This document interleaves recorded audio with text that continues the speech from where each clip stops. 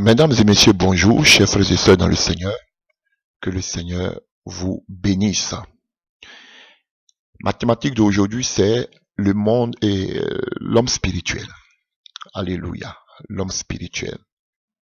Voilà.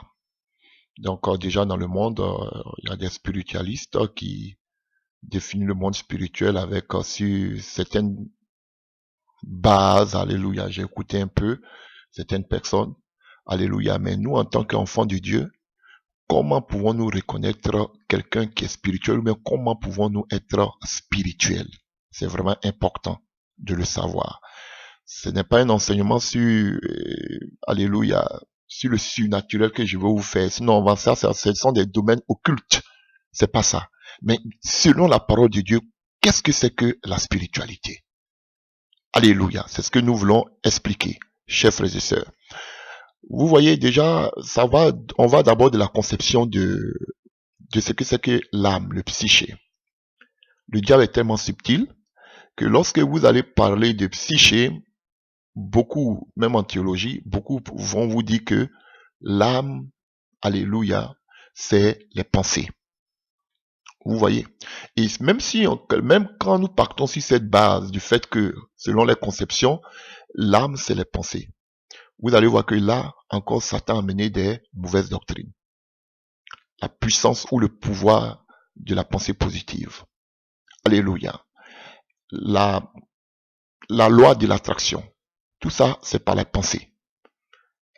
Hypnotiser quelqu'un, c'est par les pensées. Alléluia. Des occultistes peuvent contrôler vos pensées. La sorcellerie peut contrôler vos pensées. Alléluia. Ça se fait. Comme une télécommande. Ils vous commandent. Alléluia. Des gens arrivent à lire dans vos pensées. Alléluia. De leurs pensées, ils arrivent à voir dans vos pensées quand vous n'êtes pas chrétien. Ils peuvent lire tout ce que vous êtes tenté de penser de façon occulte. Ça se fait. Vous voyez. Et la deuxième conception, il y a des gens qui croient effectivement que l'âme, alléluia, le psyché, c'est la partie invisible de l'homme. Que le psyché, c'est la partie immatérielle de l'homme.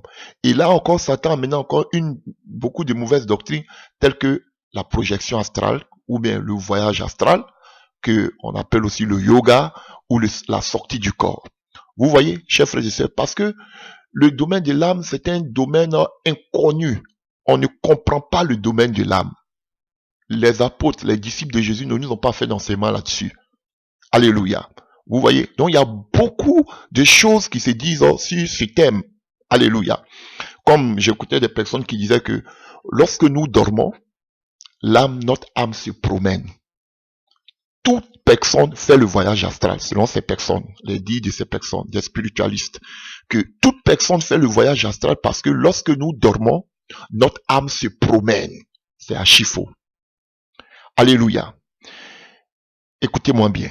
Dans la Grèce antique, on reconnaissait des personnes qui étaient appelées initiées à partir du fait qu'ils avaient la capacité de faire sortir leur âme de leur corps. Ils pouvaient faire la projection astrale ou la sortie du corps ou le voyage astral. Toute personne qui sortait de son corps, on l'appelait un initié. Alléluia. Parce que c'était des rites initiatiques. Alléluia. Comme le yoga aujourd'hui, ça se fait. Ça se fait aujourd'hui avec le yoga. On vous aide à pouvoir faire ce voyage astral sorti de votre corps. Alléluia. Vous voyez, cette expérience métaphysique. Alléluia. Donc, ces personnes qui vous disent que quand nous dormons, tout humain fait le voyage astral, parce que lorsque nous dormons, l'esprit et l'âme est comme c'est de l'énergie, donc l'énergie ne dort pas. Donc, toute âme fait le voyage astral lorsque nous dormons. C'est archi faux. Archi faux. Archi faux. Alléluia. Il y a la sorcellerie inconsciente. Vous avez été initié. On peut être initié peut-être par la viande, par simplement un pain ou même par un objet qu'on vous donne, ou vous-même de façon personnelle, vous partez prendre la sorcellerie. Alléluia, ça se fait. Alléluia. Sinon, omnissa. Alléluia. Toute personne qui ne s'est pas adonnée à ce genre de choses donne normalement. Alléluia. Toute personne ne fait pas le voyage astral. Une fois que tu fais le voyage astral, c'est de la sorcellerie. Une fois que tu sors, peut-être que tu sors, il y a d'autres qui disent que je n'ai jamais pris l'avion pour aller dans tel pays, Mais tout ce que je vois à la télévision, c'est comme si je suis déjà parti là-bas, mon âme a allé là-bas. C'est de la sorcellerie. Peut-être tu as été initié de façon inconsciente, mais j'aime pas le mot inconscient. Parce que le problème dans ce domaine, parce que même si tu as été initié à la sorcellerie, celui qui t'a donné la sorcellerie va venir te tirer la nuit pour pouvoir t'initier, pour pouvoir te montrer le chemin. C'est comme ça toujours. Celui qui te donne la sorcellerie, alléluia, il va venir t'apprendre, alléluia. Et généralement, dans la nuit, de façon spirituelle, il vient tirer ton âme pour te montrer le monde spirituel. Voilà comment les choses se passent. Et il sera ton maître dans, alléluia, le monde spirituel. C'est comme ça les choses se passent. Donc, chers frères et sœurs, si tu sors de ton corps, tu sens que tu sors de ton corps, c'est de la sorcellerie. Je vous dis bibliquement parlant, le jour que notre âme sortira de notre corps, c'est le jour de notre mort. Si toi, ton âme sort pendant que tu es encore vivant, c'est de l'occultisme, c'est de la sorcellerie. Et quand nous allons mourir, quand notre corps va mourir, alléluia, notre âme, parce qu'il parle toujours de l'âme, mais il vous dit jamais où va l'âme après la mort physique. Pour ceux qui sont en Jésus-Christ, leur âme va dans les cieux, ou dans ce que on appelle le paradis, pour se reposer de nos œuvres. Alléluia. Jusqu'à ce que l'enlèvement se produise, pour que nous reprenions notre corps glorieux. Alléluia. Pour que nous puissions commencer maintenant les noces au ciel. Jusqu'à ce que nous revenions encore plus tard sur terre pour lors de la guerre d'Armageddon. Mais pour ceux qui n'ont pas donné leur vie à Jésus-Christ, lorsqu'ils meurent, ils vont dans ce lieu qu'on appelle le séjour des morts. Vous comprenez? Et dans le séjour des morts, pardon, c'est pas le corps qui y va, c'est l'âme. De la même manière que celui qui est en Christ, son âme aussi va se reposer qu'on appelle dans le paradis. De la même manière, celui qui n'a pas donné sa vie à Jésus, son âme aussi va rester dans un petit enfer qu'on appelle le séjour des morts. Là où va tous les morts, ou le royaume des morts. Vous comprenez? Donc, quelqu'un qui fait la projection astrale, ou le voyage astral, ou même la sortie du corps, c'est de la sorcellerie. C'est de l'occultisme. C'est de l'occultisme. Donc, le fait de dire que quand nous dormons, alléluia, toute personne fait le voyage astral parce que l'âme se promène, ce sont des bêtises, excusez-moi pour le thème. Ce n'est pas biblique, c'est de l'occultisme. Et je vais vous lire 2 passages rapidement. Et la personne encore, des personnes disent encore que pour se préparer à ces rites, alléluia, initiatiques, alléluia, au voyage astral, ils vous disent que tu dois avoir une connaissance de la physique, de la métaphysique, alléluia, de la science, de la mathématique. Vous voyez, c'est purement philosophique. Parce que tout ce que je viens de citer vient de la philosophie, y compris même la médecine. Parce que dans ce genre de choses, il faut connaître l'anatomie, le corps humain. Vous allez voir des choses, des arts martiaux qui disent que c'est un sport. Vous allez voir, ils travaillent beaucoup sur l'anatomie. Alléluia. Vous voyez, chers frères et sœurs. Donc, quand vous prenez des thèmes tels que la poussée d'Archimède ou la loi de la gravité, vous pensez que on parle de corps et autres. Alléluia. Ce sont des thèmes subliminaux. Ce sont des thèmes qui cachent une réalité. Et tous ces qu'on appelle ces philosophes étaient des gens qui étaient initiés à la pratique du voyage astral. Alléluia. Regardez, que ce soit en algèbre, que ce soit en géométrie, regardez tous les thèmes que nous employons. Ça cache quelque chose. Alléluia. Vous voyez? Donc, chers frères et sœurs, c'est archi faux.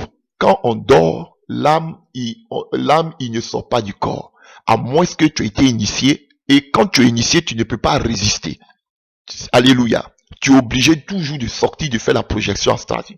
Alléluia. Tu n'as pas vraiment Christ en toi. Parce que tu as été initié.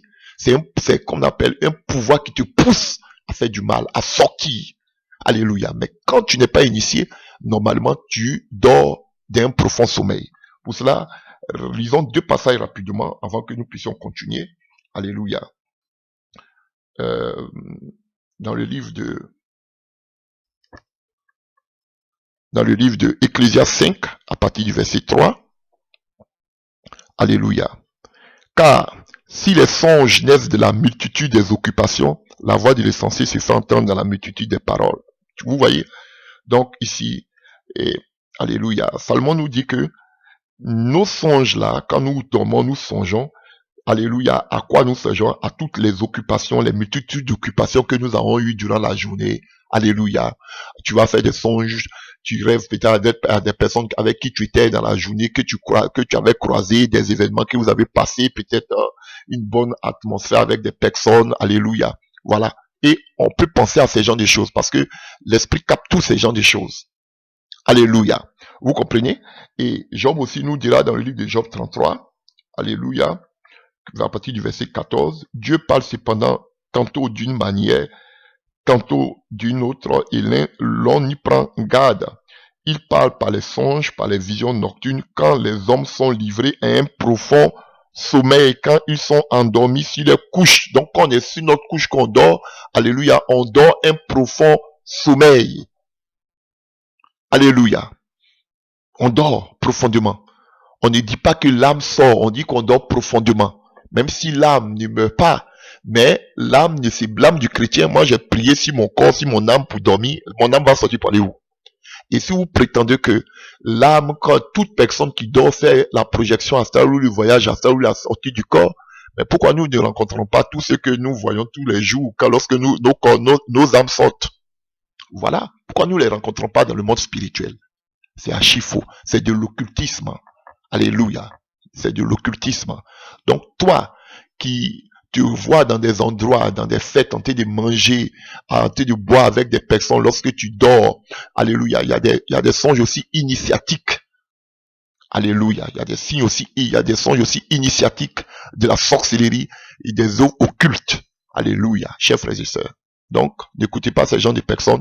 Si tu sors de ton corps, tu te vois dans des endroits, dans des villes que tu n'es jamais allé, puis tu te vois en ton âme, en train d'aller là-bas, c'est de la sorcellerie. Tu as besoin de délivrance. Donne ta vie à Jésus. Alléluia. Donc, vous voyez, le domaine de l'âme est tellement inconnu que il y a toutes sortes de propos, toutes sortes, alléluia, d'allégations sur ce qu'on appelle le thème de l'âme. Alléluia. Mais nous, bibliquement, nous voulons vous dire comment savoir les choses spirituelles. Et puis quand on parle des choses spirituelles, c'est pas pour aller voir les démons, c'est pas pour aller voir les anges. Alléluia. On va voir pourquoi on doit être spirituel. Tout simplement. Je vais vous expliquer. Par la grâce du Seigneur. Alléluia. Alors, prenons notre passage dans le livre de 1 Corinthiens 15 à partir du verset 44. On peut commencer à partir du verset 42. Il en va de même pour la résurrection des morts. Lorsque le corps est porté en terre comme la graine que l'on sème, il est corruptible et il ressuscite incorruptible. Sémé infime et faible, il ressuscite plein de force et glorieux. Ce que l'on enterre, c'est un corps doué de la seule vie naturelle. Vous voyez? Ce que revit, c'est un corps dans lequel règne l'Esprit de Dieu.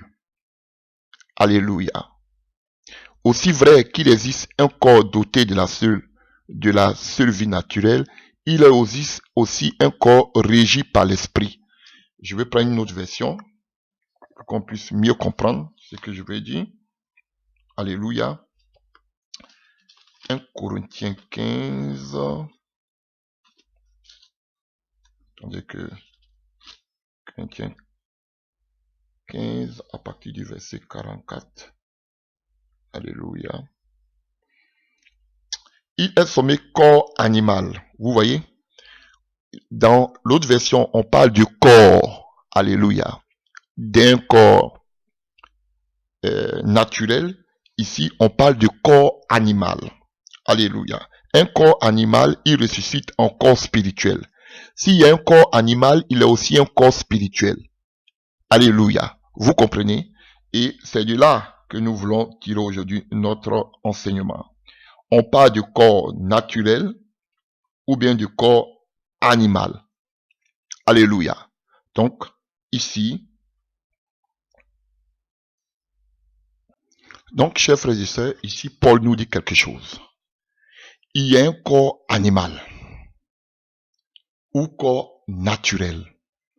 Ici, le corps, quand vous prenez 1 Corinthien, on prend 1 Corinthiens 15, verset 44, alléluia. Le corps animal que vous voyez, c'est psyché. On parle de l'âme, vous voyez? Mais ici, on parle de psyché comme étant un corps animal. Je vais vous donner, dans les prochaines prédications, je vais vous donner toutes les définitions de l'âme. Vous voyez? Donc, vous voyez, il est semé corps animal ou corps naturel. Ici, c'est psyché. Alors que psyché nous parle de l'âme. Mais ici, ça représente le corps naturel. Vous voyez? Dans d'autres versions aussi, on parle du corps naturel. Mais ici, il est semé corps animal ou même corps naturel, c'est psyché, qui veut dire âme en grec, qui est écrit ici. Vous voyez corps animal, mais c'est âme qui est écrit psyché.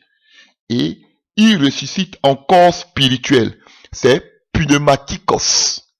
D'autres ont mis pneuma, mais c'est pas pneuma, c'est pneumatikos. Un corps spirituel. Alléluia. Donc, s'il y a un corps animal, il y a aussi un corps spirituel. Vous voyez, on parle du corps, de l'homme. On ne parle pas de l'âme ici.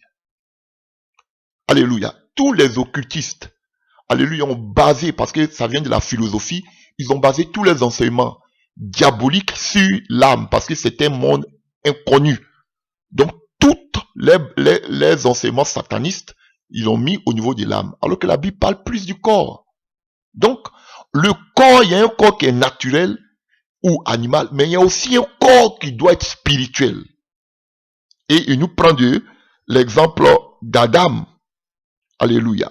Donc, le corps spirituel ici, c'est pneumatikos, qui veut dire spirituel. C'est ça que nous voulons étudier. Et quand vous prenez, il y a deux mots, lorsqu'on parle de corps naturel ou de corps animal, charnel, alléluia, on a sarkikos, alléluia, et puis aussi, on a un deuxième mot qui est psychikos. Donc, Paul continue pour nous dire, à partir du verset 46, le premier homme, alléluia, Adam devient une âme vivante. Alléluia. Le dernier Adam est devenu un esprit vivifiant. Mais ce qui est spirituel n'est pas le premier. Ce qui est animal, ce qui est spirituel vient ensuite. Le premier homme tiré de la terre, alléluia, est terrestre. Le second homme est le Seigneur du ciel. Tel est le terrestre, tels sont aussi les terrestres. Et tel est le céleste, tels sont aussi les célestes. Et de même que nous avons porté l'image du terrestre, nous porterons aussi l'image du céleste. Alléluia. Il fait une projection sur l'enlèvement. Mais il fait une corrélation entre Adam, le premier Adam, et le second Adam. C'est-à-dire Adam qui est tiré de la terre. Alléluia. C'est ce qui veut dire Adam. Alléluia. Et le second Adam qui est Jésus-Christ. Le premier Adam, il était terrestre. Et parce qu'ils n'avaient pas l'Esprit de Dieu. Mais le second Adam, Christ, il est spirituel. Et voilà pourquoi tous ceux qui ont reçu de Christ en eux, alléluia, en principe, ils devaient être des âmes vivantes. Ils devaient être aussi des spirituels. Alléluia, chers frères et sœurs. Et c'est ce que nous pouvons remarquer lors de la résurrection de Christ, Jésus-Christ de Nazareth. C'est le même corps qu'il a pris pour aller au poteau de la croix. C'est le même corps qui était dans le tombeau. Mais après le tombeau, après sa résurrection, on voit Jésus-Christ avec ce corps spirituel. Vous voyez? Et c'est ce corps-là qui lui a permis d'être au milieu des disciples. Il avait un corps incorruptible. Alléluia. C'est pas de la magie ou de la fiction que je vous explique, mais on parle de la résurrection du corps de Jésus. Paul ne nous parle pas de l'âme ici, il parle du corps. Il parle d'un corps charnel ou naturel, et il parle d'un corps, alléluia, spirituel. Et nous sommes appelés à être des corps spirituels. Pas des âmes spirituelles, mais des corps spirituels. Et ces corps spirituels, en grec, c'est pneumatikos, qui sort du pneuma, esprit. Alléluia. Et parler de ce qui est charnel, c'est sarkikos. De ce qui est naturel, c'est psychikos. Donc, on va voir rapidement ce qui veut dire charnel, sarkikos. On va voir aussi ce qui veut dire naturel, psychikos. Et puis maintenant, on va voir ce que c'est que le spirituel, bibliquement parlant, qui est, alléluia, pneumatikos. Comment pouvons-nous être spirituels selon la parole de Dieu? Voici l'enseignement. Rien à voir avec le voyage astral. Des gens qui ne sont pas, et puis je voudrais dire ceci, c'est pas tous ceux qui se disent des prophètes, qui sont effectivement des prophètes de Dieu. On attribue tout. Dieu permettra, je vous dis, je vais faire un enseignement, Dieu permettra. Tout est déjà calé, hein, c'est le temps seulement que j'ai pas. Mais on va faire des enseignements. Alléluia, chers frères et sœurs. Les faux prophètes. Vous allez entendre de la bouche des faux prophètes, et vous allez entendre généralement ces paroles. Alléluia. Je me retrouve dans ton village. Alléluia. On va aller te délivrer. On va sortir de notre corps pour aller te délivrer. Alléluia. Mon âme se retrouve dans celle de la sorcellerie. Alléluia.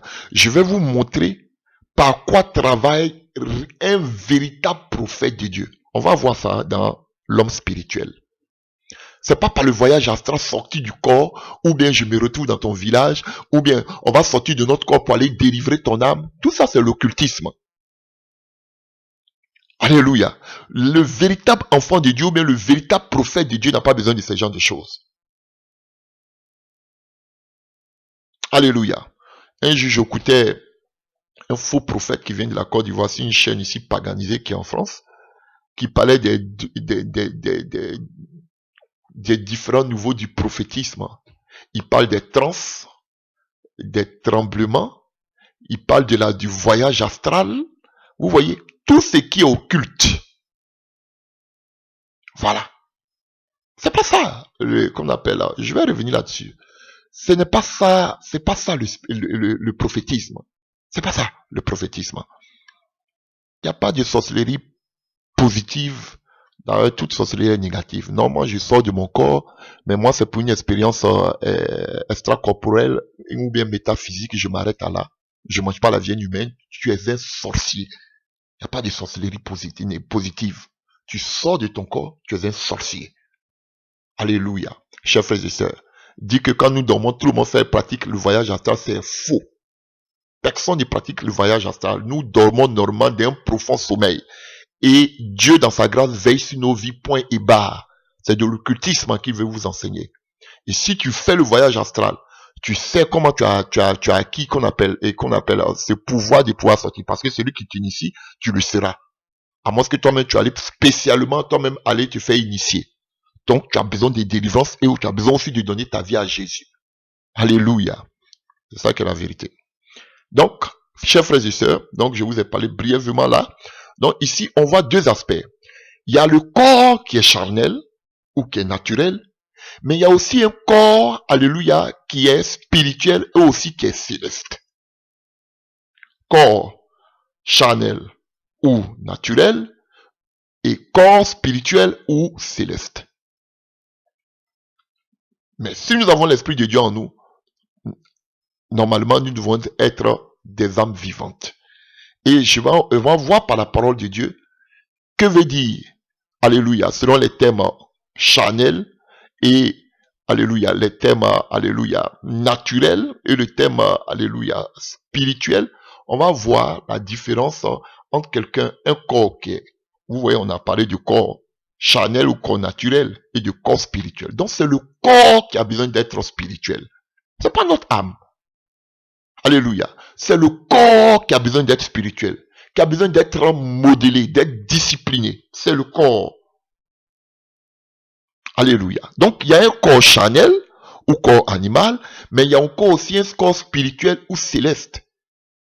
Alléluia. Mais bibliquement parlant, je vais vous montrer comment on peut être spirituel ou céleste. C'est ce que je vais vous montrer. C'est pas de l'occultisme. Rien à voir avec ce que les gens vous enseignent dans l'occultisme. Alléluia. C'est simple, n'ayez pas peur. Alléluia.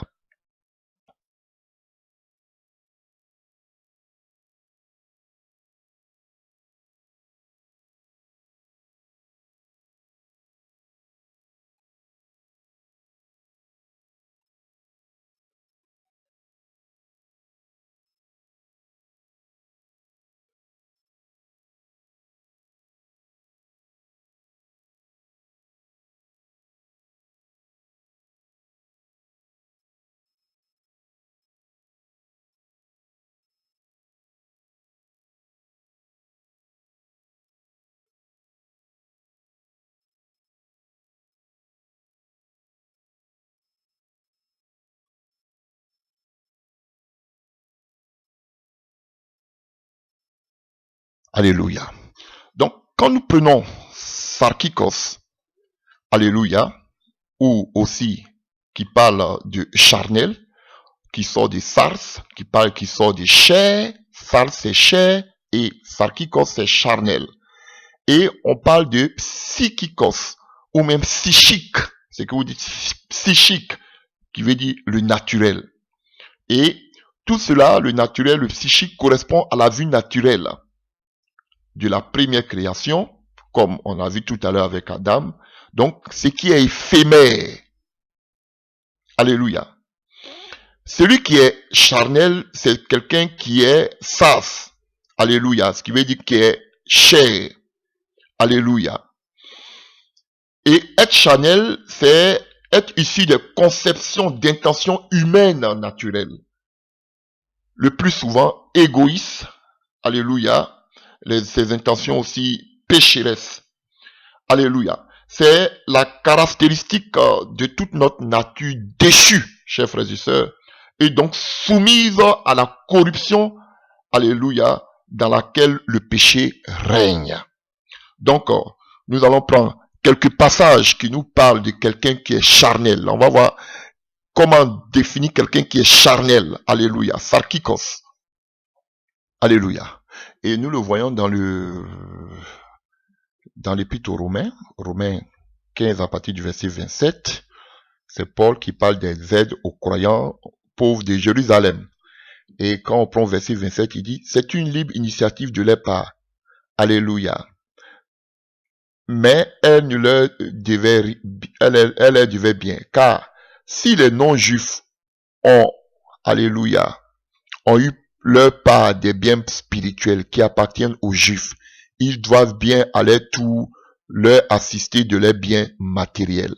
Donc, quelqu'un qui est, qu'on dit charnel, ici, bien matériel là, alléluia, que vous voyez ici, c'est charnel en principe. Et ici, c'est sarkikos. C'est sarkikos qui est ici. Donc, alléluia, quelqu'un qu'on peut définir comme étant charnel, c'est quelqu'un qui est attaché au bien matériel. Ah oui, et ici, Paul parle d'argent. C'est vrai que il parle d'un sens pour qu'on puisse aider les chrétiens de Jérusalem, mais le mot qui est utilisé ici, c'est sarkikos, en Romains 15, verset 27, pour parler des biens, alléluia, matériels. Donc, quelqu'un qui est charnel, c'est quelqu'un qui a son cœur attaché aux biens matériels. C'est la première définition de quelqu'un qui est charnel. Donc, chacun peut faire son commentaire. Il y a beaucoup de choses. Alléluia. Ils ont pour Dieu des gros ventres. Ils se sont attachés aux choses de ce monde. Par, alléluia, par cupidité. Alléluia. Qu'on appelle, ils vont user des gens par des paroles mielleuses. Alléluia. Il y a tellement de passages qui parlent. Car celui qui aime l'argent n'en sera jamais rassasié. C'est ce que nous dit Ecclésiaste. Alléluia. Car, quant à ceux qui veulent s'enrichir, ils tombent dans la tentation et dans un piège et dans des foules de désirs stupides et nuisibles qui plongent les hommes dans la ruine et provoquent leur perte. Alléluia. L'amour de l'argent, en effet, est la racine de tous les maux. À quoi servirait-il un homme de gagner le monde s'il perd son âme? Ne vous amassez pas les trésors sur la terre. Alléluia. Il y a plein de passages qui parlent de ce genre de choses. Donc, quelqu'un qu'on dit charnel, c'est quelqu'un qui est attaché au bien matériel. Et quand on parle du bien matériel, on fait allusion à l'argent, à l'or, à tout ce qui est matériel. Les choses que vous voyez, les choses physiques, visibles, physiques que vous voyez. Ça peut être des voitures, des bijoux, des maisons. Tous ceux qui mettent les cœurs là-dessus, alléluia, ce sont des personnes charnelles. Vous voyez, on a donné une définition des sarkikos. C'est tout ce qui a trait, alléluia, à la vie pécheresse, à la vie naturelle. Alléluia. Les choses de ce monde. Voilà. Donc, ça crée, vous voyez, il y a deux passages où Paul nous dit de fuir. Il nous dit de fuir l'impudicité. Et deuxième de chose, il nous dit de fuir l'idolâtrie. Voici deux péchés qui amènent, qui offensent le cœur de Dieu. Si tu l'idolâtrie. Donner la gloire à un Dieu autre que notre Dieu. Alléluia. Donc, quelqu'un qui donne tout son cœur à l'argent ou au bien de ce monde, ça devient de l'idolâtrie. Alléluia. On peut pas suivre deux maîtres à la fois. Tu vas aimer un plus que l'autre. Si tu aimes de l'argent, tu peux pas suivre Dieu et en même temps l'argent. Soit tu aimes Dieu, soit tu aimes l'argent. Alléluia. Voilà. On peut pas aimer maman et Jésus. Donc, la première définition de quelqu'un qui est charnel, c'est quelqu'un, alléluia, qui est attaché au bien matériel. Mais aujourd'hui, beaucoup sont charnels, que ce soit des pasteurs, des prophètes. Beaucoup aujourd'hui prêchent la prospérité. On a des coachs aujourd'hui qui se disent des chrétiennes, qui prêchent aujourd'hui sur la prospérité, le développement personnel, sur la richesse, comment devenir milliardaire. Ce sont pas des gens spirituels, ce sont des charnels. Voilà. Voici la première définition de quelqu'un qui est charnel. Et nous continuons. Lisons encore un autre passage dans le livre dans l'épître aux Romains, Romains 7, à partir du verset 14. On nous dit quoi? Romains 7, à partir du verset 14. Nous savons que la loi, je vais prendre une version rapide, une autre version qu'on peut comprendre rapidement. Romains 7, verset 14. Nous savons en effet que la loi est spirituelle. Alléluia. Donc, spirituel est pneumatikos. Mais moi, je suis charnel, vendu au péché, car je ne fais pas ce que je fais. Je ne sais pas ce que je fais, et je fais point ce que je veux faire. Et je fais ce que j'ai. Or, si je fais ce que je ne veux pas faire, je reconnais par là que la loi est bonne. Et maintenant, ce n'est plus moi qui fais, mais c'est le péché qui habite en moi. Alléluia. Ainsi de suite, vous pouvez lire. Donc, quelqu'un qui est charnel, c'est quelqu'un qui est dirigé, qui est possédé même. Alléluia. Par, je peux dire, parce qu'il dit lui-même, il fait ce qu'il n'a pas envie de faire. Alléluia. La loi en lui, c'est vrai, c'est un autre sens, mais où je vais emmener pour dire que ce sont des personnes qui sont possédées. Quelqu'un qui est charnel. Alléluia. Il est, par exemple, quelqu'un qui a un esprit d'impudicité, qui ne peut pas s'en passer de commettre l'impudicité ou même de se masturber. Alléluia. Le péché en lui est plus fort, domine. Donc c'est quelqu'un qui est charnel. Pourtant vous pouvez le voir, il va à l'église. J'ai plusieurs fois, j'ai vu des personnes, alléluia, qui partaient le dimanche à l'église, mais derrière les Bibles, ils se cachaient et puis ils fumaient. Ils peuvent pas s'en passer de la cigarette. Vous voyez, parce que c'est plus fort qu'eux. Donc quelqu'un de charnel, c'est quelqu'un aussi qui est dominé par je peux dire, ce sont aussi des possessions. Alléluia. Voilà, des possessions, alléluia, de la chair, des possessions démoniaques. Ils n'arrivent pas à s'en défaire, bien vrai même qu'ils partent à l'église. Voilà. Il y a des sœurs comme ça, ou même des frères, alléluia, qui sont chrétiens, mais qui peuvent pas. Moi, j'en ai vu, alléluia. Des sœurs qui se disent chrétiennes, mais qui peuvent pas faire une semaine sans avoir des rapports sexuels. Pourtant, elles sont pas mariées. Alléluia. Voilà. J'en ai vu, j'en ai écouté. Vous voyez, donc c'est plus fort qu'elles. Ce sont des esprits. Elles ont besoin de délivrance. Voilà, quelqu'un qui vit, qui est charnel. Donc, nous continuons. Prenons maintenant prenons l'épître aux Corinthiens. 1 Corinthiens 3 à partir du verset 1. Pour moi, frère, ce n'est pas à des hommes spirituels. Dans d'autres versions, on va arriver tout à l'heure à des hommes spirituels.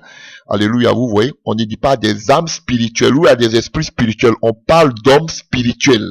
La chair, le corps, à des hommes spirituels, toute l'entité, corps, âme, esprit. Alléluia, que j'ai pu, ou bien dans d'autres versions, à des hommes conduits par l'esprit. Des hommes spirituels, dans d'autres versions, on dit des hommes conduits par l'esprit. Mais nous allons revenir à l'homme spirituel. Alléluia, ce n'est pas à des hommes spirituels que j'ai pu vous parler, mais comme des hommes charnels, sarkikos. Alléluia, chers frères et sœurs. Comme à des enfants en Christ. Donc, des hommes charnels, ce sont des bébés dans la foi. Je vous ai donné du lait, non de la nourriture solide, mais vous ne pouvez pas en supporter. Et vous ne le pouvez même pas à présent, parce que vous êtes encore charnels. Des gens qui veulent toujours du lait, la petite nourriture. On parle toujours de l'amour de Dieu. Dieu amour, Dieu va te bénir, Dieu va t'élever. Voilà, ce sont des gens charnels. Voilà, c'est du lait. C'est ce qu'ils veulent. Dieu va te donner un mari. Dieu va te donner mariage, il va te donner promotion, il va te donner travail. Voilà, c'est ce qu'ils veulent comprendre. Des bonnes choses. Ils ne supportent pas la sainte doctrine. Ayant la démangeaison d'écouter des choses mielleuses, ils vont se donner aujourd'hui à beaucoup de soi-disant prédicateurs aujourd'hui qui sont devenus des motivateurs. Qui sont devenus des coachs, des influenceurs. Alléluia. Voilà. Donc, ça, ce sont des enfants spirituels. Et puisqu'il y a parmi vous des jalousies, des disputes, n'êtes-vous pas charnel et vous ne marchez pas, et ne marchez-vous pas selon l'homme? Alléluia. Donc, quelqu'un qui est charnel, il marche selon l'homme. Et il va définir ce qui veut dire marcher selon l'homme. Alléluia. Quand l'un dit, moi je suis de Paul, et l'autre dit, moi je suis d'Apollos. Alléluia. N'êtes-vous pas des hommes? Qu'est-ce donc Apollos et qu'est-ce que Paul? Des serviteurs par le moyen desquels vous avez cru, selon que le Seigneur l'a donné à chacun. J'ai planté Paul à arroser. J'ai planté Apollos à arroser. Ainsi de suite. Alléluia. Voici des hommes charnels. Alléluia. Alléluia. Vous comprenez déjà, ça fait honte, ça fait pitié. Des gens qui prennent pour appui la chair, qui ne jurent que par les bishops, qui ne jurent que par les pasteurs, qui ne jurent que par les prophètes, qui ne jurent que par les bâtiments. Nous, c'est la meilleure église. Chez nous, il y a le Saint-Esprit. Chez nous, il y a la belle louange. Chez nous, notre pasteur, il prêche bien. Vous êtes charnel. C'était le même combat qui s'est passé ici. Alléluia. Que la concurrence d'église, concurrence des pasteurs, des prophètes. Nous, on est un prophète là. Ah, quand il te voit, même temps, il dit toutes choses sur ta vie. Nous, chez nous, il y a l'Esprit de Dieu. Vous êtes charnel. Voilà, des disputes, des divisions. Vous êtes des charnels. Voilà, chers frères et sœurs. Donc, on a été définir, hein, c'est que, où vous voyez charnel, c'est sarkikos, charnel. Voici des hommes charnels. Et les gens vont dire, ah voilà, nous ne sommes pas... Mais vous allez voir aujourd'hui, regardez aujourd'hui, vous avez coupé l'évangile, qu'on appelle l'église de Dieu comme un gâteau.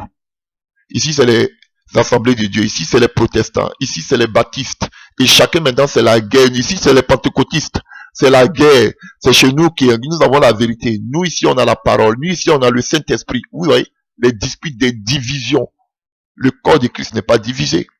Alléluia. Donc, chacun aujourd'hui, qu'on appelle, fait valoir sa dénomination.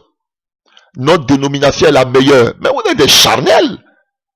J'étais là. Moi, j'ai fait les assemblées de Dieu. J'ai vu.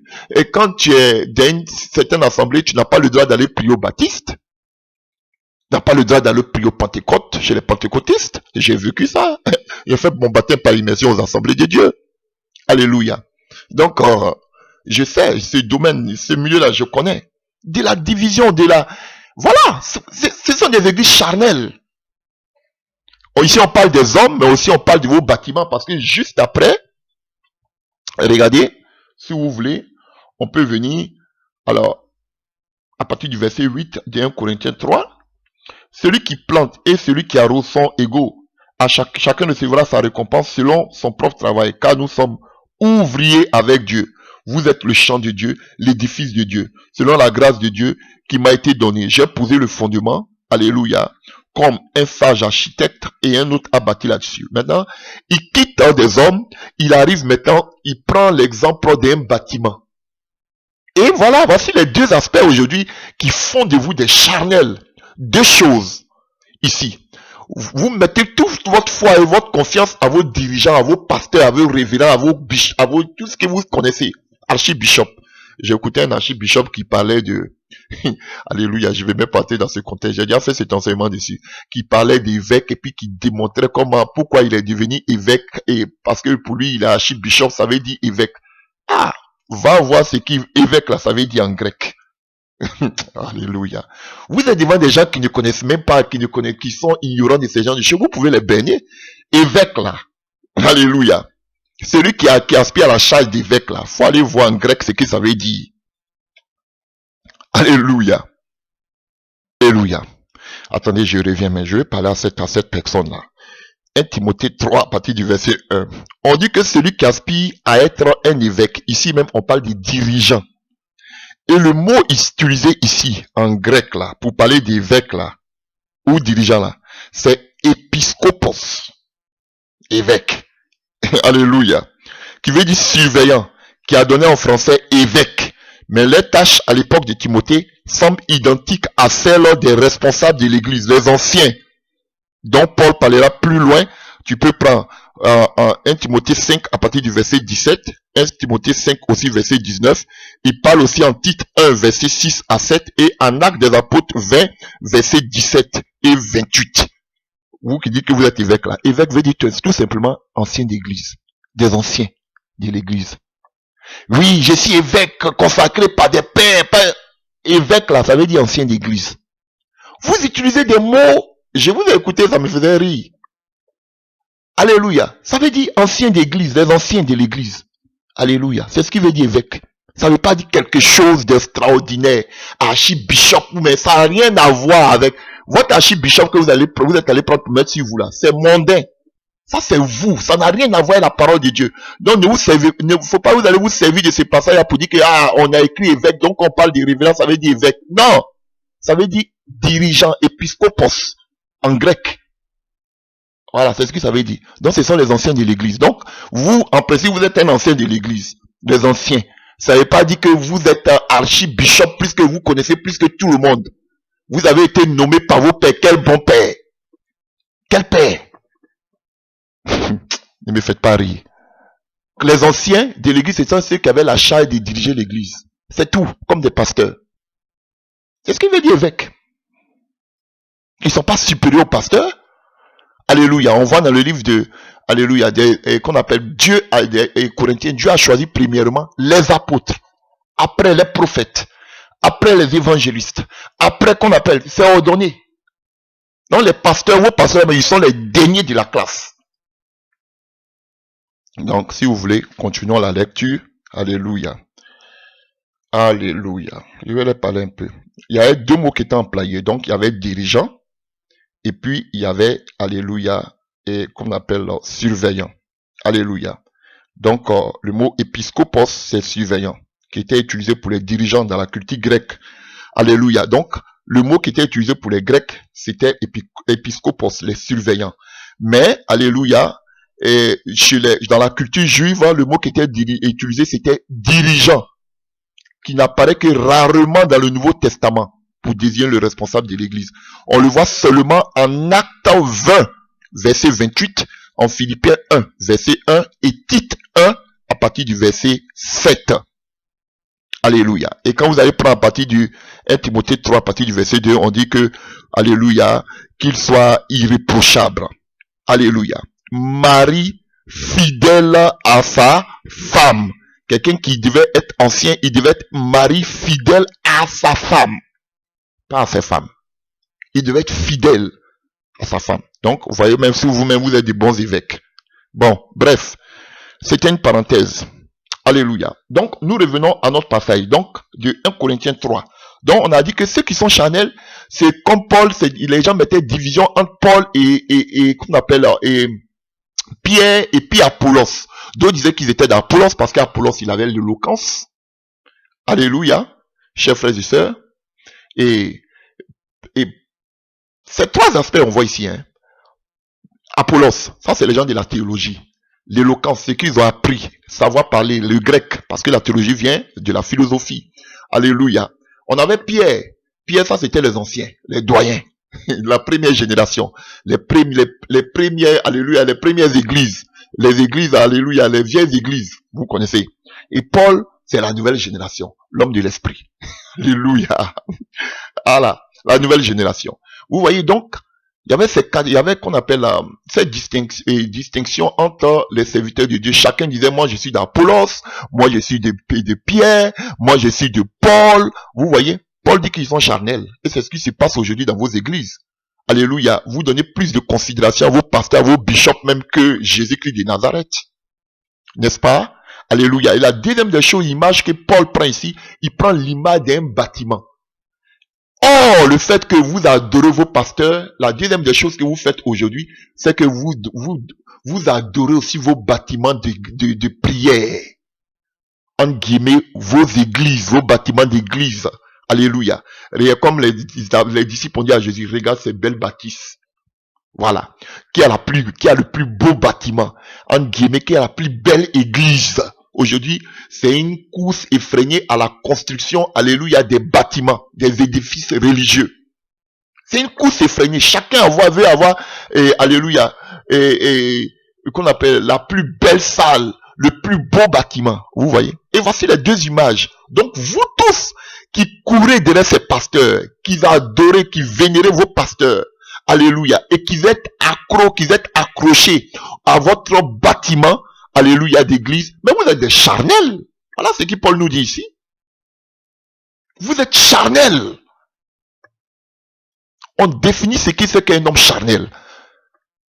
Comme si c'est votre pasteur, vos bâtiments qui sont morts pour vous. Alors, continuons. 1 Corinthiens 9, à partir du verset 11. Tout ça, c'est charnel. Alléluia. 1 Corinthiens 9, verset 11. Si nous avons sémé parmi vous des biens spirituels, est-ce une grosse affaire si nous moissonnons vos biens temporels et si d'autres jouissent de ce droit sur vous? N'est-ce pas plutôt à nous d'en jouir, mais nous n'avons point usé de ce droit? Au contraire, nous souffrons tout afin de ne pas créer d'obstacle à l'évangile de Christ. Donc, vous voyez, des biens temporels. Alléluia. On avait vu parler de biens matériels là-bas. Maintenant, on parle des biens temporels, des choses qui vont passer. Toutes choses vont passer. Donc, quelqu'un qui est charnel, c'est quelqu'un qui s'accroche aux biens temporels, des choses que tu vas laisser sur terre pour partir. Voici quelqu'un qui est charnel. Alléluia. Bien temporel ici, là, c'est sarkikos. Alléluia.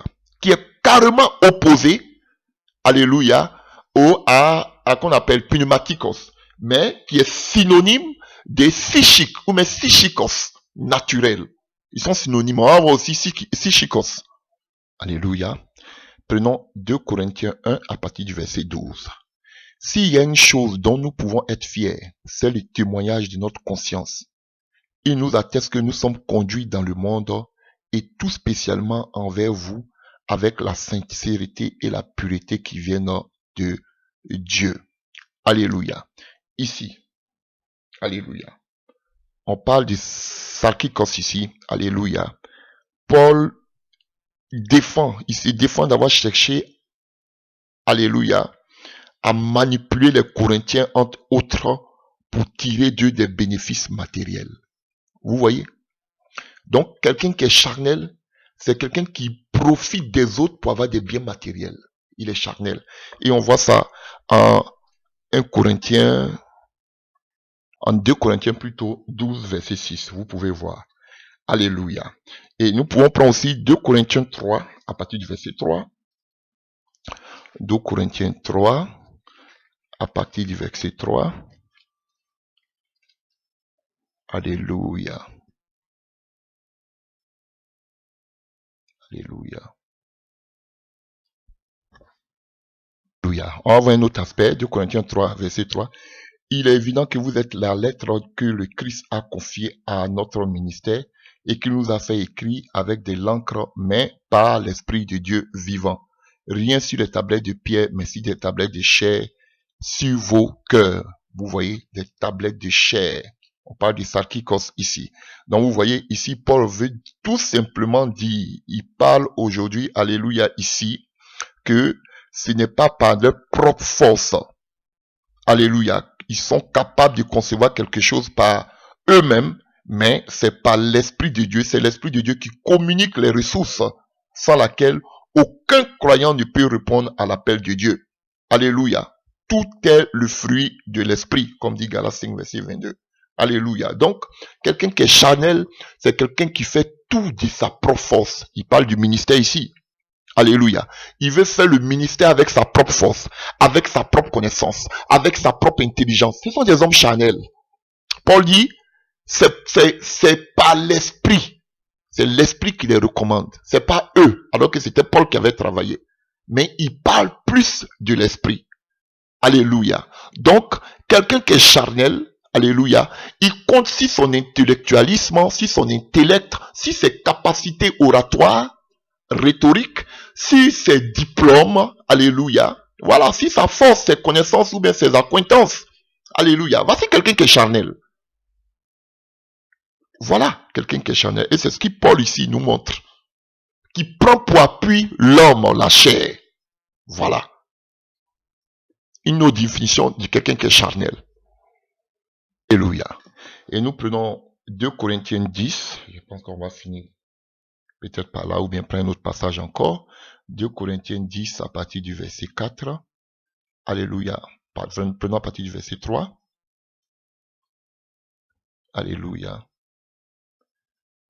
Pour mieux comprendre, allons-y un peu plus loin.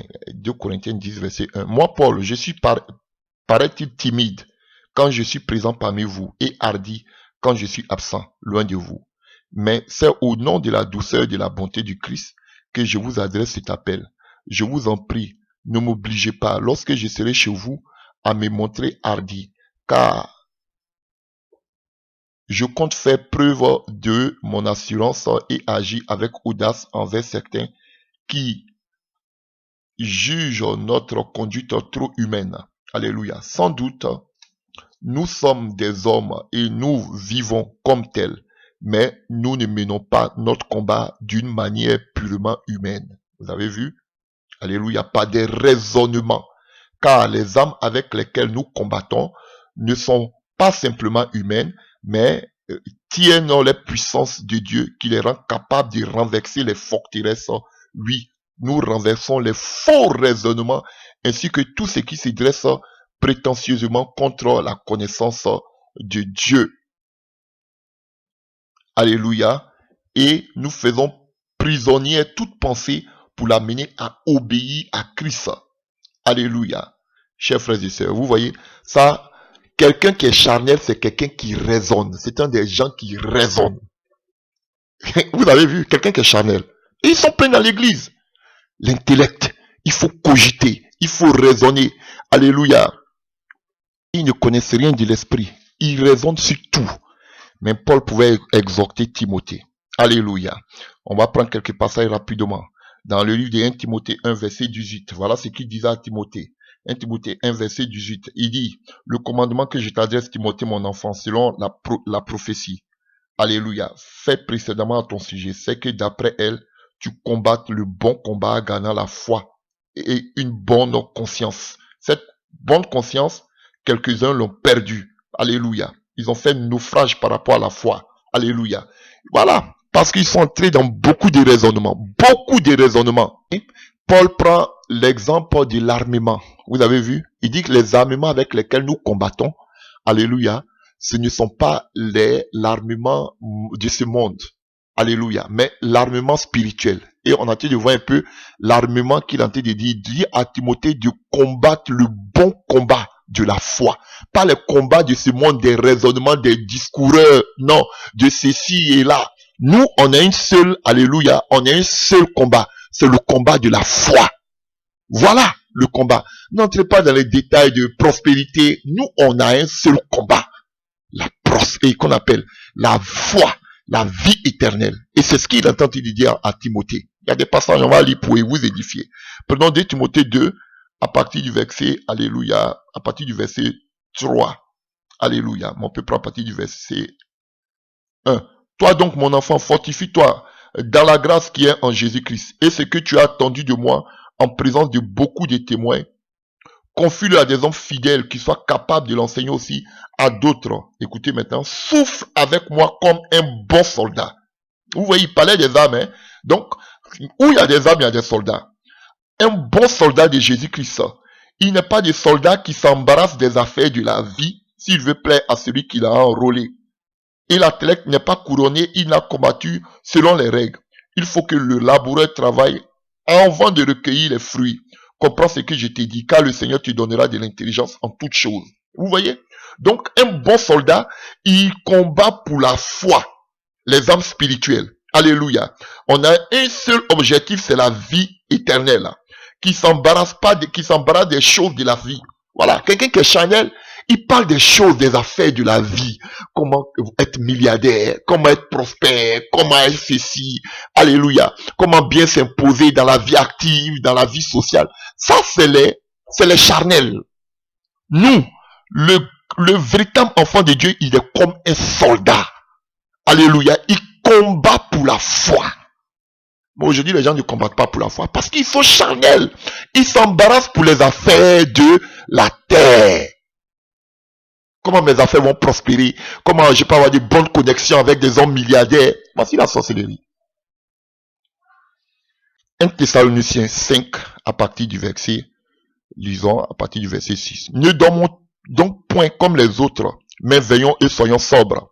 Car ceux qui dorment, dorment la nuit.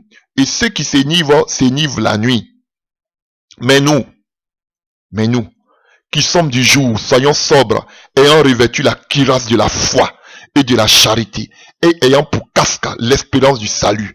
Car Dieu ne nous a pas destinés à la colère, mais l'acquisition, du salut par notre Seigneur Jésus-Christ, qui est mort pour nous, afin que soit que nous veillons, soit que nous dominions, nous vivrons ensemble avec lui.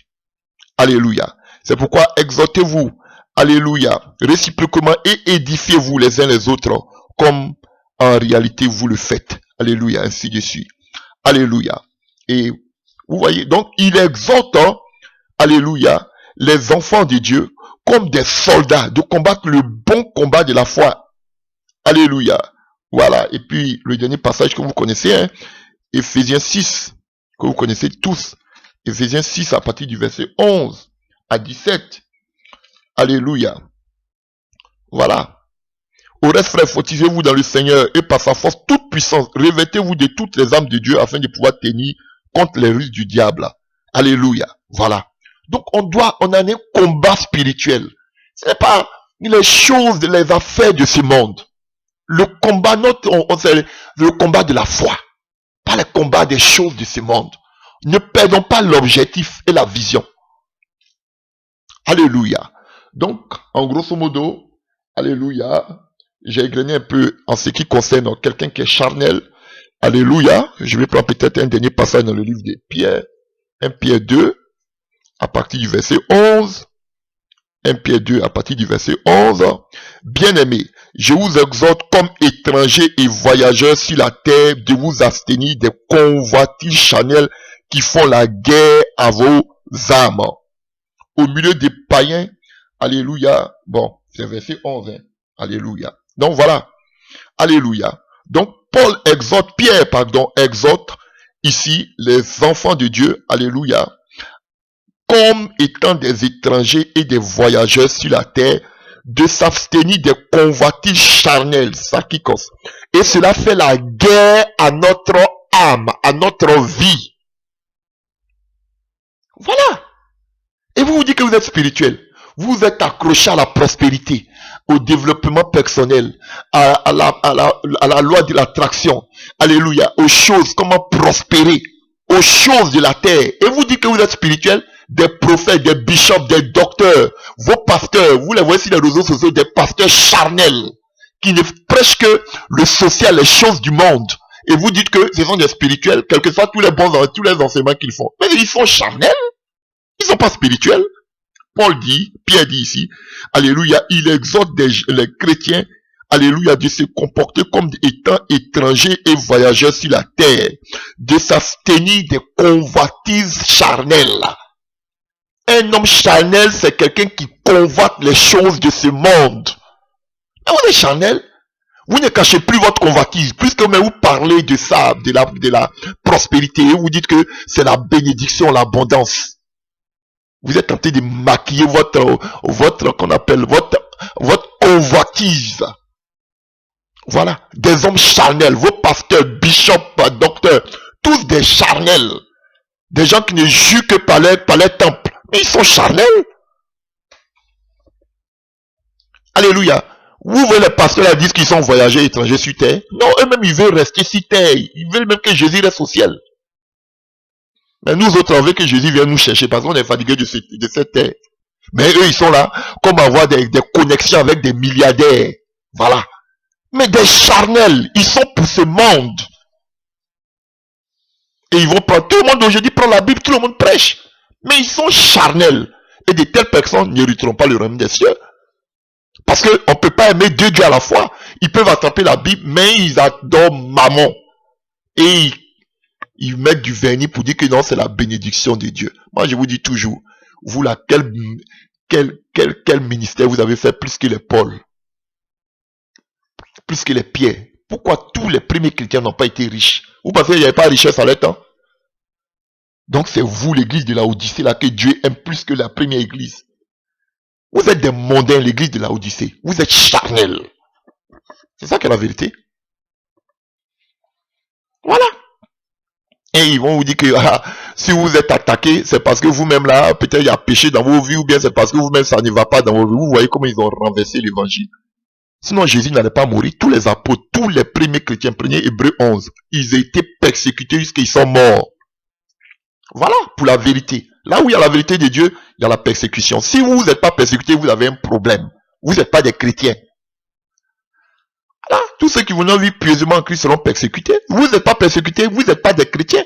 Et ils vont vouloir vous montrer des gens qui n'ont même pas un brin d'esprit. Ils vont vouloir vous montrer que eux, c'est vous qui êtes le problème. Eux, ils ont la foi, ils sont en Christ, ils sont enracinés. Vous avez un problème. Soit peut-être que Satan même n'attaque pas celui qui ne le dérange pas. Satan ne vous calcule même pas. Satan attaque ceux qui le dérangent. À moins que soit vous ne dérangez pas Satan, ou même d'autres pas encore, vous êtes avec lui. Donc, alléluia, le monde des ténèbres n'est pas divisé. Et ils vont vous montrer que tout va bien, comme si c'est parce qu'ils ont l'assurance et la foi en Christ. C'est faux. C'est parce qu'ils ne dérangent pas Satan, Satan ne les calcule même pas où, mais ils sont ses agents. Bande de plaisantins. Vous pensez c'est avec qui vous allez jouer à ces jeux. Et le synonyme de charnel, dont nous avons vu, c'est psychikos, ou bien psychique. Alléluia. Donc, qui parle de spirituellement, naturellement, qui appartient à l'âme naturelle, non rachetée, correspondant à la pensée, correspondant aussi au sentiment, alléluia, qui pratiqué dans cette vie naturelle, et qui est complètement opposé à l'homme intérieur ou racheté. Alléluia. Il vient des psychés, âme, psychique. Alléluia. Et comme on a vu tout à l'heure en 1 Corinthiens 15, alléluia, verset 44 à 46, on parle de, alléluia, d'un corps naturel. Donc c'est un corps, un zoma psychikon, alléluia, un corps naturel, un corps physique ou spirituel. Il appartient à la vie dans ce monde matériel. Alléluia. C'est un point quand on parle de la vie psychique, alléluia, de la vie naturelle, c'est un point d'attaque pour le diable et le péché. Alléluia. Qui est souvent déterminé par l'âme non rachetée. Alléluia. Et l'agitation de l'homme qui s'est éloigné de Dieu et qui s'y oppose. Alléluia. À un zoma pneumaticon. Donc, c'est-à-dire que, alléluia, le zoma et psychikon, il s'oppose automatiquement à un corps, ou bien à un corps qu'on appelle spirituel, ou en grec à un zoma pneumaticon, un corps spirituel ou bien un corps céleste qui est porté dans la nouvelle création de Dieu. Alléluia. Et on sait que ce corps spirituel, alléluia, il est impérissable et déterminé par l'Esprit de Dieu. Alléluia. Donc, psychique est rendu naturel. Alléluia. Sensuel, tout cela, terrestre. Alléluia. Alléluia. Et cela signifie toujours une qualité qui est attachée à ce monde de pécheur qui s'est éloigné de Dieu. Alléluia. Et qui correspond à la vie naturelle non rachetée en Jésus. Alléluia. C'est quelqu'un qui est psychique, qui vit de façon naturelle. C'est quelqu'un qui ne demande pas la volonté de Dieu, car il n'a pas le Saint-Esprit. Alléluia. Non seulement il n'a pas le Saint-Esprit, mais le Saint-Esprit n'a aucune possibilité d'influence sur sa vie. Alléluia. Mais il fait simplement ce que ses sentiments et ses pensées humaines, alléluia, influencées par le diable, indiquent. Alléluia. Donc, psychikos, qui veut dire naturel, il est synonyme de sarkikos que nous venons de voir, charnel. Et pour parler de psychikos, nous allons prendre 2-3 passages pour parler de quelqu'un qui est naturel. Alléluia. On le voit dans le livre de 1 Corinthiens 2, dans l'épître aux Corinthiens, 1 Corinthiens 2, à partir du verset 14. 1 Corinthiens 2, à partir du verset 14. Alléluia. Mais l'homme naturel ne reçoit pas les choses de l'esprit. Voilà quelqu'un qui est naturel, comme on l'avait dit. Alléluia. Et ici, c'est, alléluia, psychikon. Donc, l'homme naturel, l'homme et le zoma, si vous voyez, on parle de l'homme naturel. Vous voyez, on parle de l'homme. Donc, ou bien le corps naturel, le zoma, alléluia, psychikon, ne reçoit pas les choses de l'esprit de Dieu. Donc, quelqu'un qui est naturel, quelqu'un qui est psychique, alléluia, vous voyez que ça vient de l'âme. Il comprend pas les choses de l'esprit.